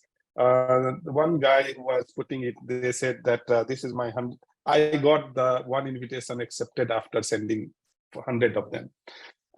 Generally, I do not comment on Twitter because in this kind of podcast, Damia told me Twitter is a beta, so don't get involved. So I was, he gave as a message, but I took it seriously. I don't do much twittering. But there I wrote that this is the time to somehow, in the era where open access is increasing, subscription-based journals are vanishing very fast, maybe this is time to think about some incentive for a sincere referees as well. So how does, I don't know whether you agree or not, but my first paper was in 2006. So even if I count from there, I have this 15, 16 years of experience of publishing. I can tell you is that the one thing is that earlier, all the referees used to have, I mean, if I get a 2 referee comment or 4 referee comment, all 4 referee comments will be really nice, big, and I learned a lot through the these comments or through the publishing process. But nowadays, if you get 3 comments, 2 are writing a paragraph like this and this, 1 has a very detailed one. So the quality of reviewing has gone down nosedive. That's my feeling. What is your take, Bryan? Well, again, I think the thing about ES&T is that it's so highly regarded as kind of like, number one. No. So here I am not talking about ES&T because ES&T and also ES&T letters, some of the journals are still keeping the quality. And some of the journals are still have this luxury to be respected, sacred by the referee.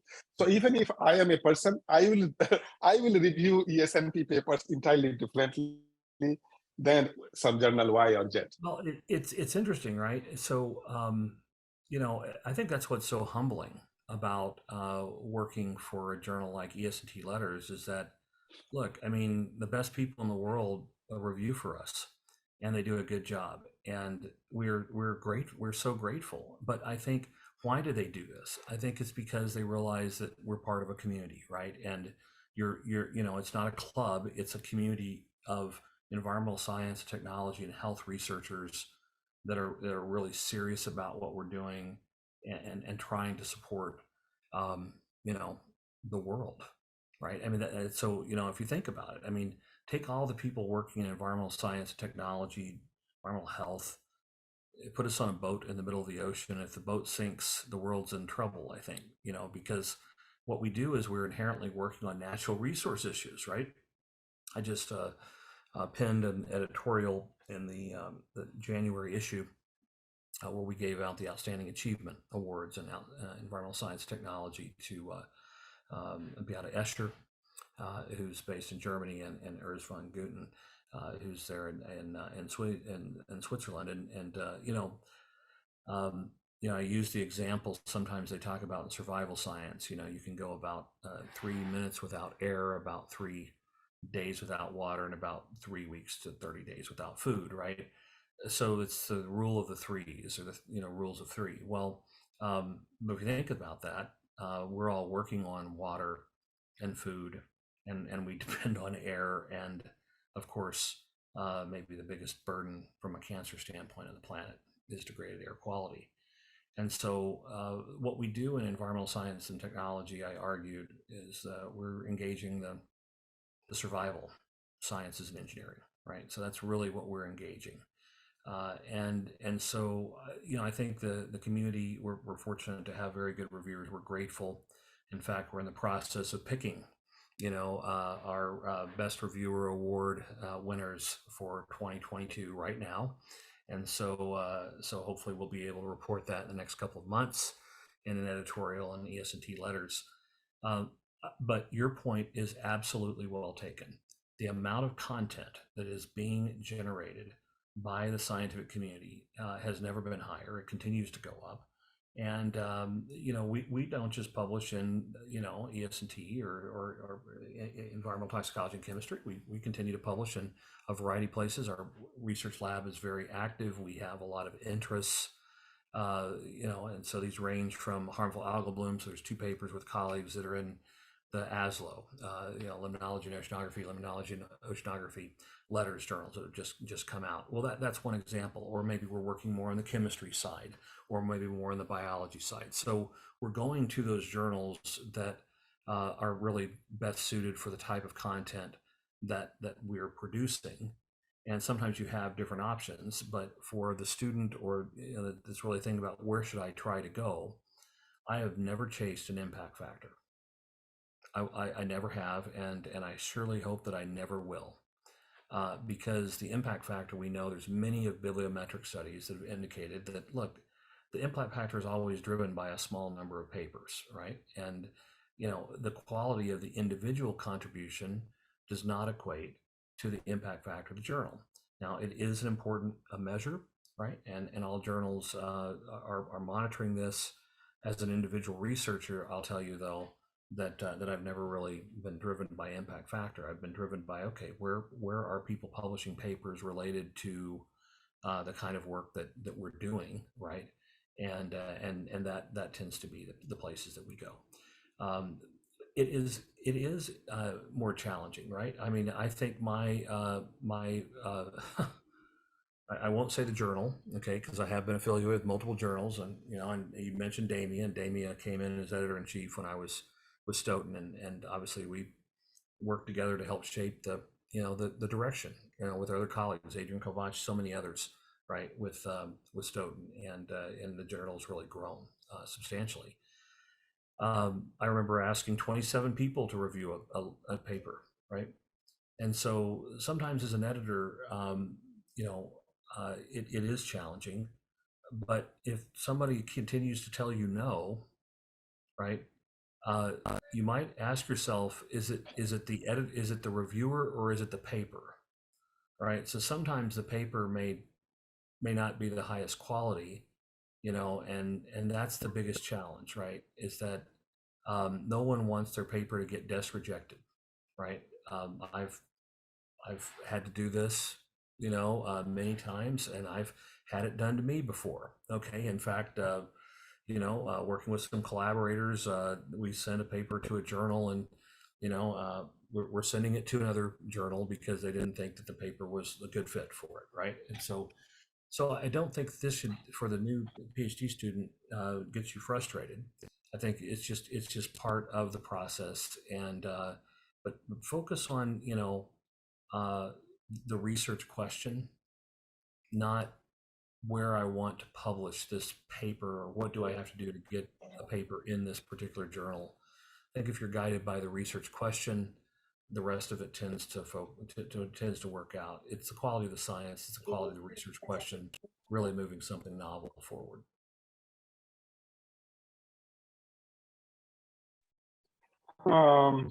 So that was the sweet voice of my wife.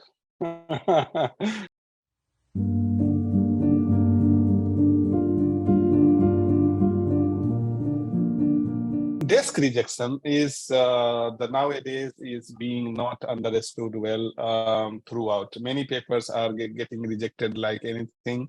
What I have also seen, Bryan, is that why I respect ESNT and ESNT letters and some of other journals who could, for their sheer thing that they do not, they keep the boat very much tight. A weak paper never can get through that well. A very weak paper, let me tell you that not weak paper, very weak paper. But nowadays, the many journals let this happen. The very, very under, and the quality paper get into that journal. Although I talked about this to editor-in-chief, and he said, I also get surprised that why this paper got published in my journal. But you know that this is the human perception, and sometimes and also the bar is different from the associate editors and all those things. And many times it happens like that. But lot of as a author, it hurts me that okay, how can this, I could get I did so much hard work to publish in the journal, but now in this journal, even this paper is publishing. So how your comments, please? I will not say that how do you keep it away, but your comments, please. Well, I think in general terms, look, the peer review process isn't perfect. And one of the things that we talk about with graduate students is that, look, just because you've seen a paper that's published doesn't mean that your critical thinking ends, right? You should still be evaluating the papers, right, that are actually, that you're reading critically. Uh, and when we do that, right, before we actually undertake studies, most of our students are involved with truly critical literature reviews and perhaps even meta-analyses. And so I think, look, I mean, the publication process is actually not the end of the publishing journey. It's actually, I would argue, the beginning, right? Because the world doesn't know it exists unless you publish it, right? Maybe you presented it as a conference, but if you did a study, but if it didn't get published, I mean, how will I know what was done in India, or how would you know if what was done in Texas, right? Unless we were either seeing each other at a conference, okay?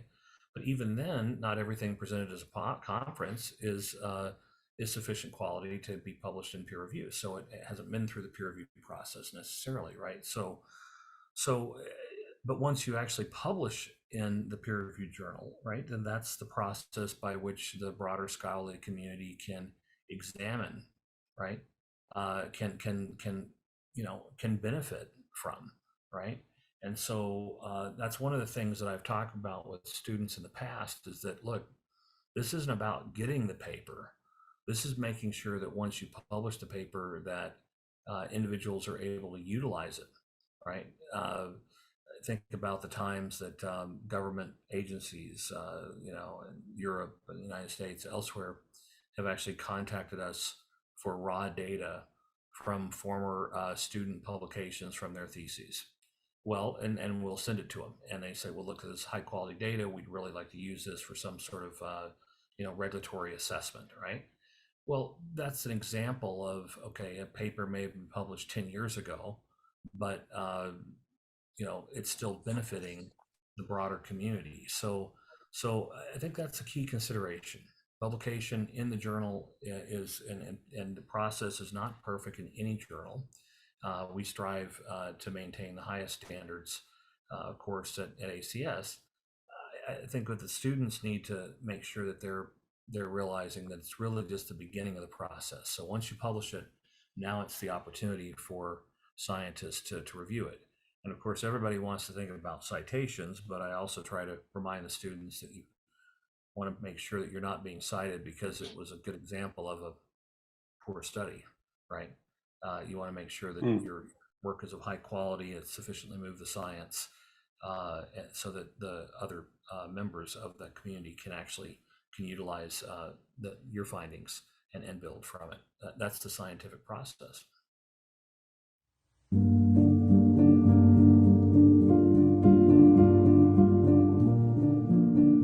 When you meet new people, what are the things you take into the stride, or you think that you use? Because a lot of new people you are meeting throughout your as a profession, and what is your views on networking? Do you think collaborations and networking is important? And if important, how to keep it? I know that one time you told today is that we need to finish our commitments with the network. What we have made, and so you like the people, or you do not collaborate with people of certain trait and like that. So your comments, please, on that, how to make people fall in love with you if you meet for new people, and I think how to keep networking alive. Yeah, so I think there's a couple things here, right? In terms of the collaboration, how does collaboration start, right? I mean, there's even guidance that you can look at. Oftentimes, collaborations, it's shared interests, right? Complementary expertise, right? So maybe there's some things that I can do that you can't do. There's things that you can do that I can't do, or maybe we could do the same things, but you're actually better at this, and I'm actually better at that, and so and so those kinds of conversations about common interests, oftentimes, whether it's at an individual institute or university, or with the colleagues that are meeting at a meeting for the first time, right? I think that's the key, right? Is that how do you actually identify if this collaboration makes sense? And so for me, I've been someone who has collaborated quite a bit. Obviously, there's a lot of work that's coming out of our lab, but we routinely, obviously we were stalled by the global COVID pandemic. But even this last summer, there were 2 PhD students working with us that were actually in the Czech Republic, spending time with some of our collaborators that I was spending time there as well in collaborative activities, and that's a collaboration that's been going on for some time. And but how did that happen? Well, we had read each other's papers, but we actually met each other at a meeting in Vietnam. And so we started talking, and so we were both familiar with each other's work, and we started talking about our common interests. And then, there's things that they can do that we don't do, and vice versa. And before you know it, then we've got an idea that maybe we can work on together. And so that's oftentimes what my experience has been, is that I'm not really looking for something in particular. I'm not really looking per se, but the collaboration, oftentimes it's a shared area of interest, and then it's complementary expertise. And what we found is through our international engagements is it's always very beneficial for the students. Students come and visit us, our students go elsewhere, right? There's reciprocal benefits that are gained, and not just from information exchange, or hey, we use this technique, you use that technique, or I come from this intellectual tradition and expertise, you come from that intellectual tradition and expertise, but even culturally, right? I mean, it's fantastic. Sometimes, we have the Fulbright program in the United States in partnership with many other countries. And sometimes they joke at my university that we're the Fulbright lab because, we will host not just Fulbright scholars, but students or postdocs from other places. And then our students will go elsewhere. And we have to do that, in my estimation, right? Because we have major challenges that we face around the world. These are complex with multiple facets. And when people from different backgrounds, different areas of expertise, different cultural perspectives look at the same problem, oftentimes we see that problem slightly differently. And I think that is Yes, yes. that's the true opportunity of leveraging human capital, right? The brains, the people who are really trying to work to understand and solve problems is when we work together across boundaries and borders and barriers. Yeah, I mean, again, I people will think I am praising you too much on my this one, but I mean, really, the thing that you have added, I was also knowing it, but I never thought of this. That is what that different the people from different regions, upbringing and training see the things differently. So a person, a scientist from the States will always have the different orientation or for the solving it, for understanding it of a problem than the people of India and people of, the other places. And that is one thing to appreciate, and that can help there. But collaboration also starts with like a relationship. It's very warm at the beginning. Then we came to know little bit flip side of each other, or complete package, because first of all, we see each other's the only positive sides and good sides. But later on, we see that one. And then even that phase passes. Then we do some great work. And then together, and then we expect. But maybe we found new network and new raising problem, and we never get back to our old collaborator. So this journey, how to keep them alive for decades. That's the It's interesting, right? And I think I think look, if you are having successful collaborations, I think what does success look like? I think it's honoring commitments, it's finishing what you start, it's I mean, at least, and obviously science is not always predictable. Sometimes we start down a path and we learn that, hey, this isn't going to work the way we thought it would, or we have another idea and we go in a different direction. That's healthy, I think, and collaborators are doing that all the time, right? And so maybe there are people that I work with 15 or 18 years ago that I'm not working with now. It's not because we're not still colleagues or friends, and we tend to see each other at a conference and have a drink and catch up a little bit. But there are a number of people you'll see from my resume that I've worked with for well over a decade. Okay, and so these are long-term collaborators, and we've interacted in different ways for different reasons. And so generally that's simply because the shared sort of research interests and sort of again driven by curiosity is taking us as two Mm, collaborators in a mm, similar direction. Okay. But again, I think if the collaboration goes in different directions, right, that's healthy too, because the interest, okay, it's taking me over here, but sometimes maybe if like you and I are working together, and if I have an interest in something, you'd say, hey, I know somebody, they can do this, and that would be a good partner with what you're doing, or vice versa. Then there could be the opportunity to learn from each other and develop a new collaborative activity with new people. And so no, I think for me, it's all about curiosity. It's all about shared interests, and generally the collaborations when they are reciprocally beneficial and the expertise are complementary, tend to be the most productive.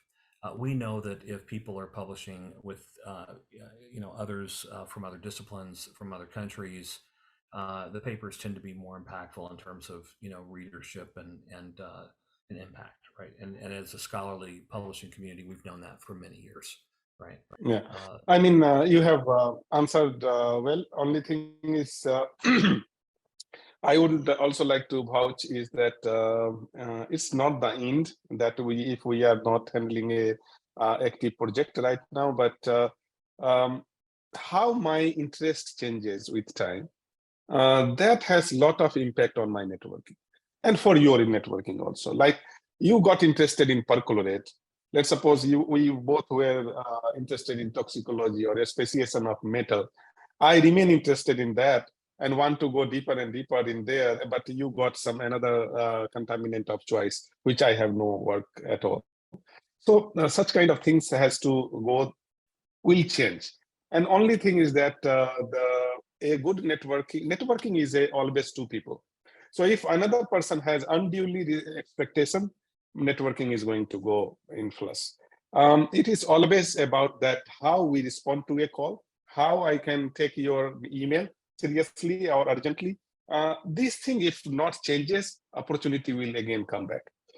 So I would say that my experience, and just because you have provoked me, I never put it in the word that yeah, we need to have a successful network is the responsibility of two, and we should only feel about the joy of working together rather than make it give and take and what I got in last 3 years, what he has not, and also jealousy. We have to also maintain the jealousy impact because many times somebody grows very faster and we do not, and then we do that. Yeah, I think as you move along in your career, you're more comfortable with where you are, and you've had some accomplishments, and so I think you know um, I really don't have much jealousy these days for anyone. I actually hope that my colleagues, No, no, no, are not doing you, but well. people might have jealous with you. Yeah. Well, sure, and I think that, but back to the networking, I think it's important, especially for students, if they can go to some of these conferences, right, and but not go as a passive learner, go as an active learner. You're presenting your research findings. This oftentimes is activating the student to really, I think engage at a more serious level than if you were to just go to a scientific conference and maybe not have as much direction, right? Because at least you're going into those sessions associated with topics you're working on. And then the networking opportunities oftentimes at different scientific society meetings can be really good. A lot of scientific societies do a great job with early career, even mentoring. I think about some of the activities that Environmental Chemistry Division at the American Chemical Society put on. I think about Society of Environmental Toxicology and Chemistry has a very famous student mentor dinner, right? That is on the first night of the full day meeting, and some of the best people in the world are serving as mentors with hundreds of graduate students. And so I remember one time I was sitting across the table as a PhD student, and there was this incredibly famous person, and I'd read a number of their papers, and I probably thought that they were just the most incredible scientists. I never met them, and then when I met them in person, they were also a very good human being, you know, and very giving of their time. And so I think that's also part of the networking. And then Mm. realizing as you start your career and you're moving forward, engaging other people within and around the discipline that you're working, especially in the environmental space, which is so interdisciplinary. These are going to become your peers oftentimes for the rest of your career, right? And so, cultivating the community of scholars, oftentimes falls to the scientific societies, and I think again, it's much like the peer reviewing. What you put into it generally is what you give, you will then receive, so to speak. Is the you know so you have to put in the effort. You kind of have to put yourself out there sometimes, but generally, I think, especially in the environmental science and technology and health communities, there's so many really committed scholars that are really wonderful people, and the big names will take time to chat with you. Yeah, I mean, very much important. I forgot about the importance of conference, but conference can make a, if I talk, I am just thankful to the ACS of Delhi who gave me opportunity to meet you. And otherwise, if we would have not met personally, probably I would have not conducting this podcast.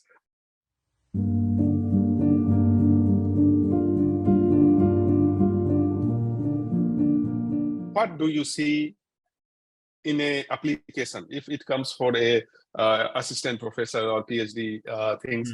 What do you look for, and before rejecting or accepting? And be quick, we will finish in 15 odd minutes. Well, this is sort of an imprecise science as well, right? And so I've had a chance to chair, I don't know, 8 different faculty search committees. I'm serving on different search committees now for different individuals, even university administrator.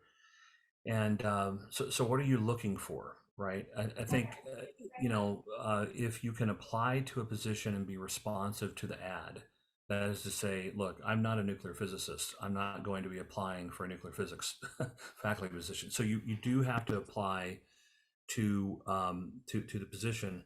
I think it's also really important for a candidate to understand the institute that they're applying to, right? Who's there?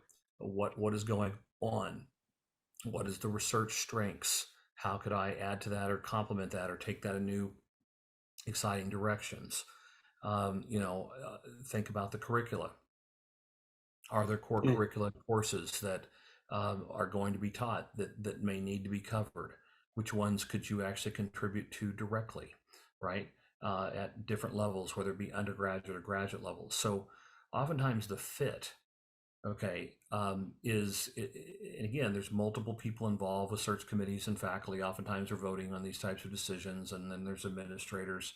But the short of it is, I think if you're focusing on a position, you need to know about that position, the institute. So then if you're crafting your letter, look, you've got to have the science, right? You've got to have the scientific background. You have to have the trajectory, right, in terms of asking interesting questions that are responsive to the position's ad or advertisement. But you certainly need to, in your letter, be aware of where you're applying. I can tell you, if you send a letter and you say, I'm looking forward to an opportunity to speak with you about a position at this university, and if you sent the same letter to another university but you didn't change the name of the university, it probably will not be favorably viewed by the search committee. So be it very happens. careful. Be very careful because this is your first opportunity to make an impression, and it takes a little bit longer effort, but that seriousness within the context of the application tends to be rewarded. And then look, I think there's also if it's meant to work out, it will. It has to work out for both sides, and so you're selling yourself to the university, but then once you get the interview, they're also trying to sell you on the university, right? And so this becomes once you get to the interview process, so a number of different sort of dynamics, and obviously different locations will have different expectations. Yeah. But yeah, we're looking for people. If we're asking for applicants in a specific space, that they would have specific expertise in the space that we're actually looking for during that search.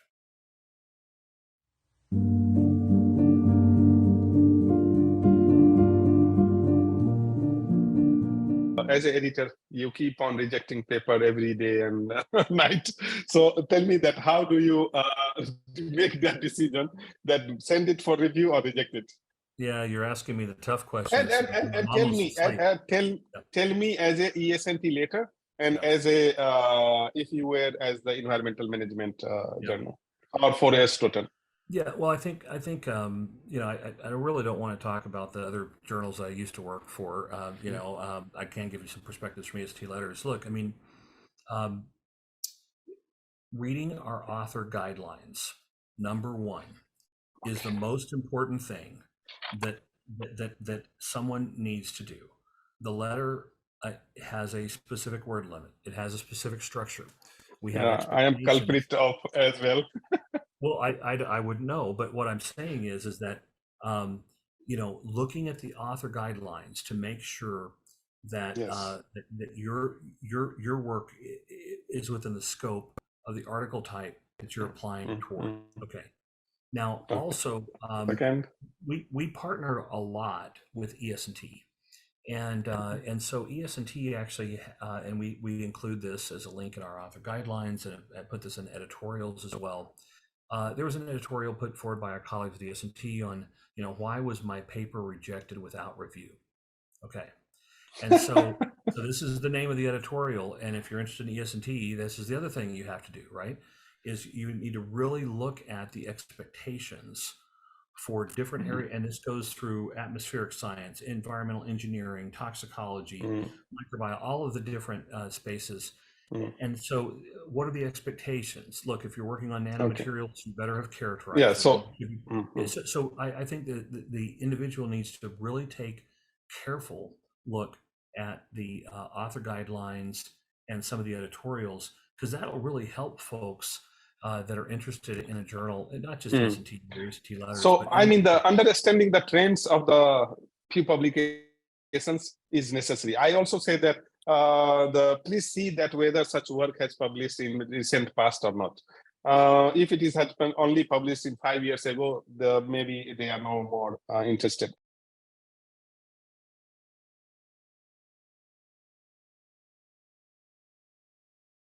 What is your work motivation?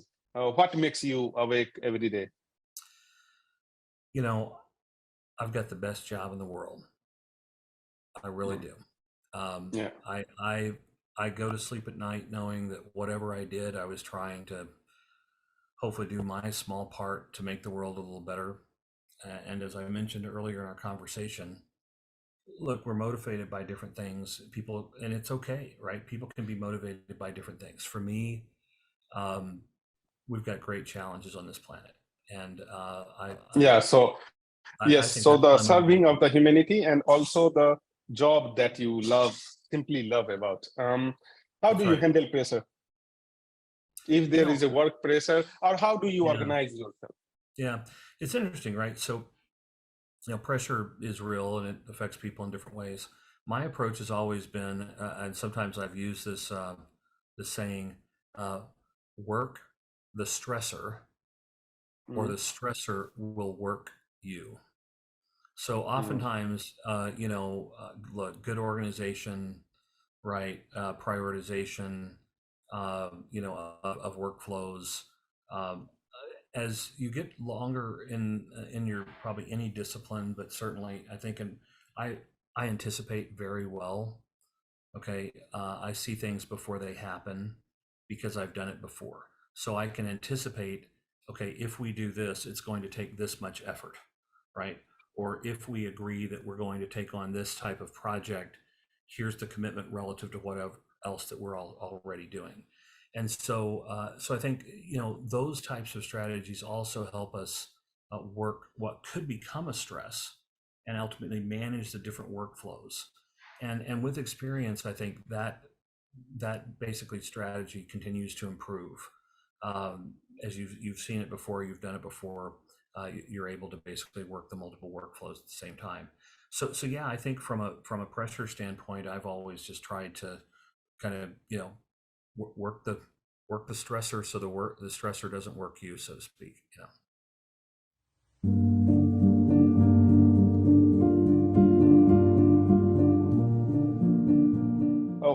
What are three major strengths of yours? Major interests.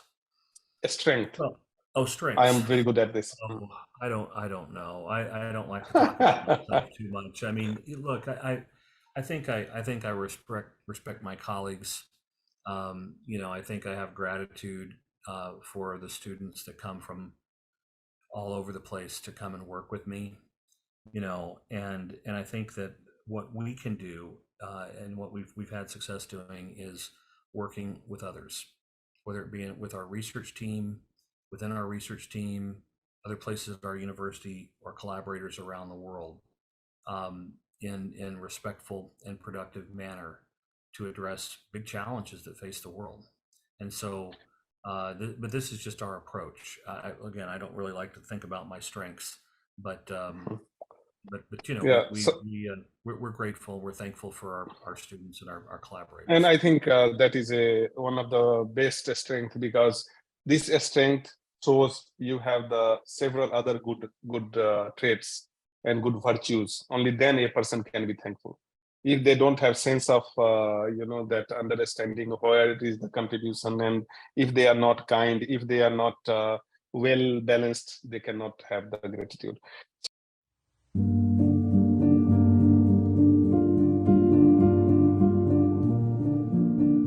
So something you are not good at.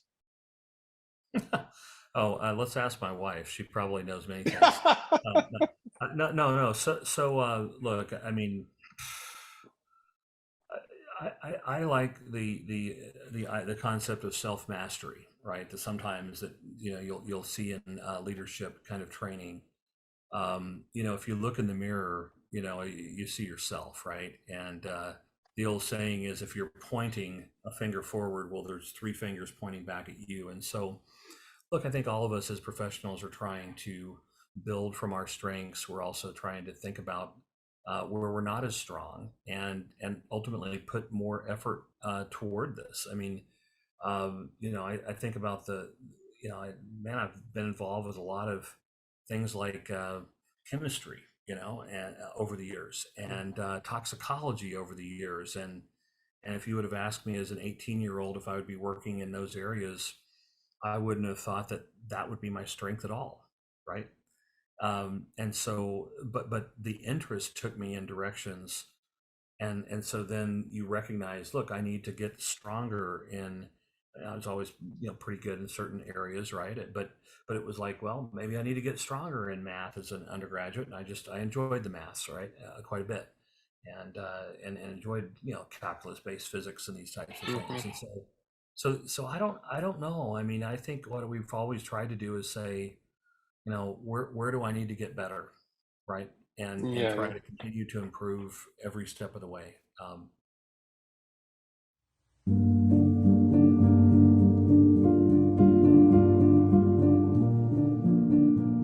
So this is a rapid fire. You have to not think, just reply. One word. Which is your most favorite author? Oh, let's say Henry David Thoreau. Okay. Your most favorite food? Well, it probably, no, I don't know. I like food. There's all kinds of different ones. I'm in Texas, so I'm going to say Tex-Mex. Okay. Tex-Mex. Favorite drink? Oh, well, water. This is what I work on, and we can only go a few days without it.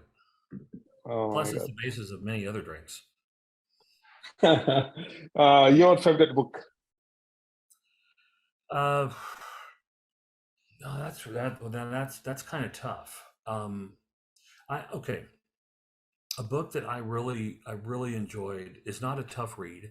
Came out maybe 23 or 4 years ago, called The Future of Life by E.O. Wilson. Future of Life.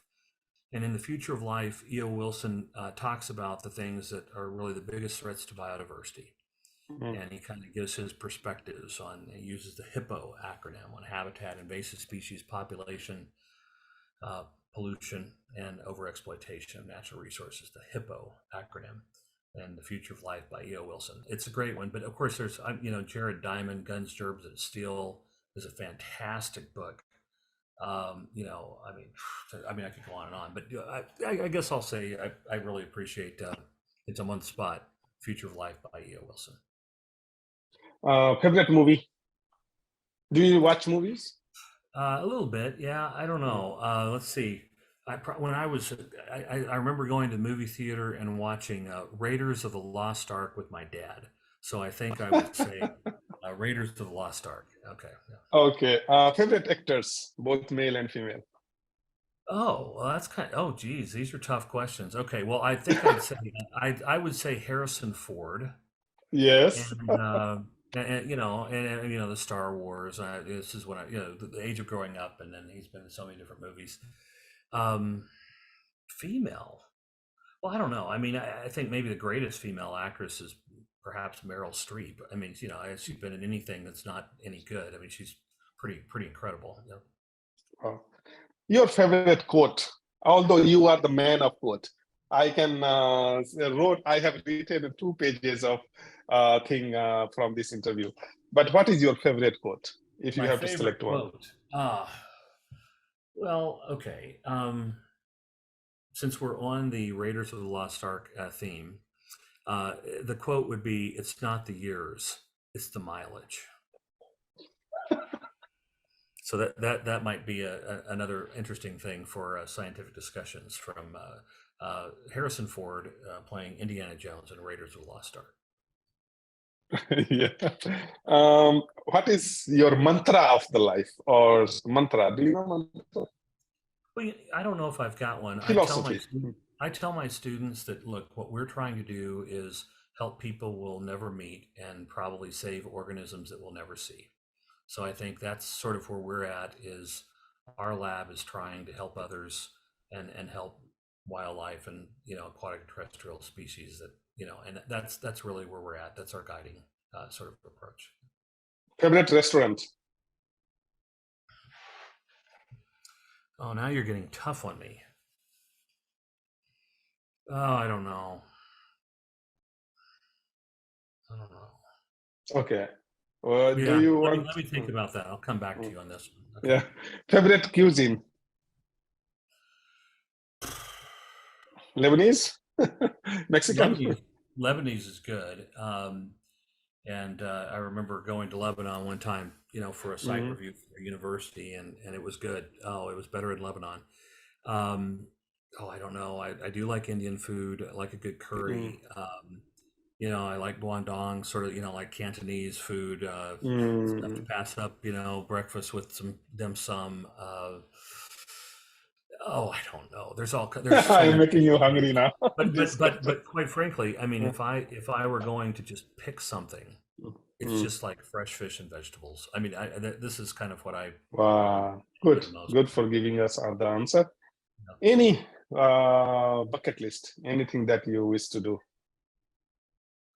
Well, you know, I'd like to, you know, travel with my children to other parts of the world. They've had a chance to travel with me some to Europe and down under, but you know, gaining How many appreciation. children do you have? Two children, and so 2 sons? two daughters, and Two so daughters. taking them on trips to, you know, maybe appreciate the great cultures of the world. This is something, you know, this is something that honestly we had hoped to do somewhat, but then, you know, like so many others in the world, all of us, the COVID pandemic kind of. So please send their picture also to put it in at the end of this conversation. I want they need to know how their father has this wish, not that their father wants to become the Nobel Prize or something. And that's so sweet of you, and also it's from the heart. We all are like that. Last question of this mega marathon talk.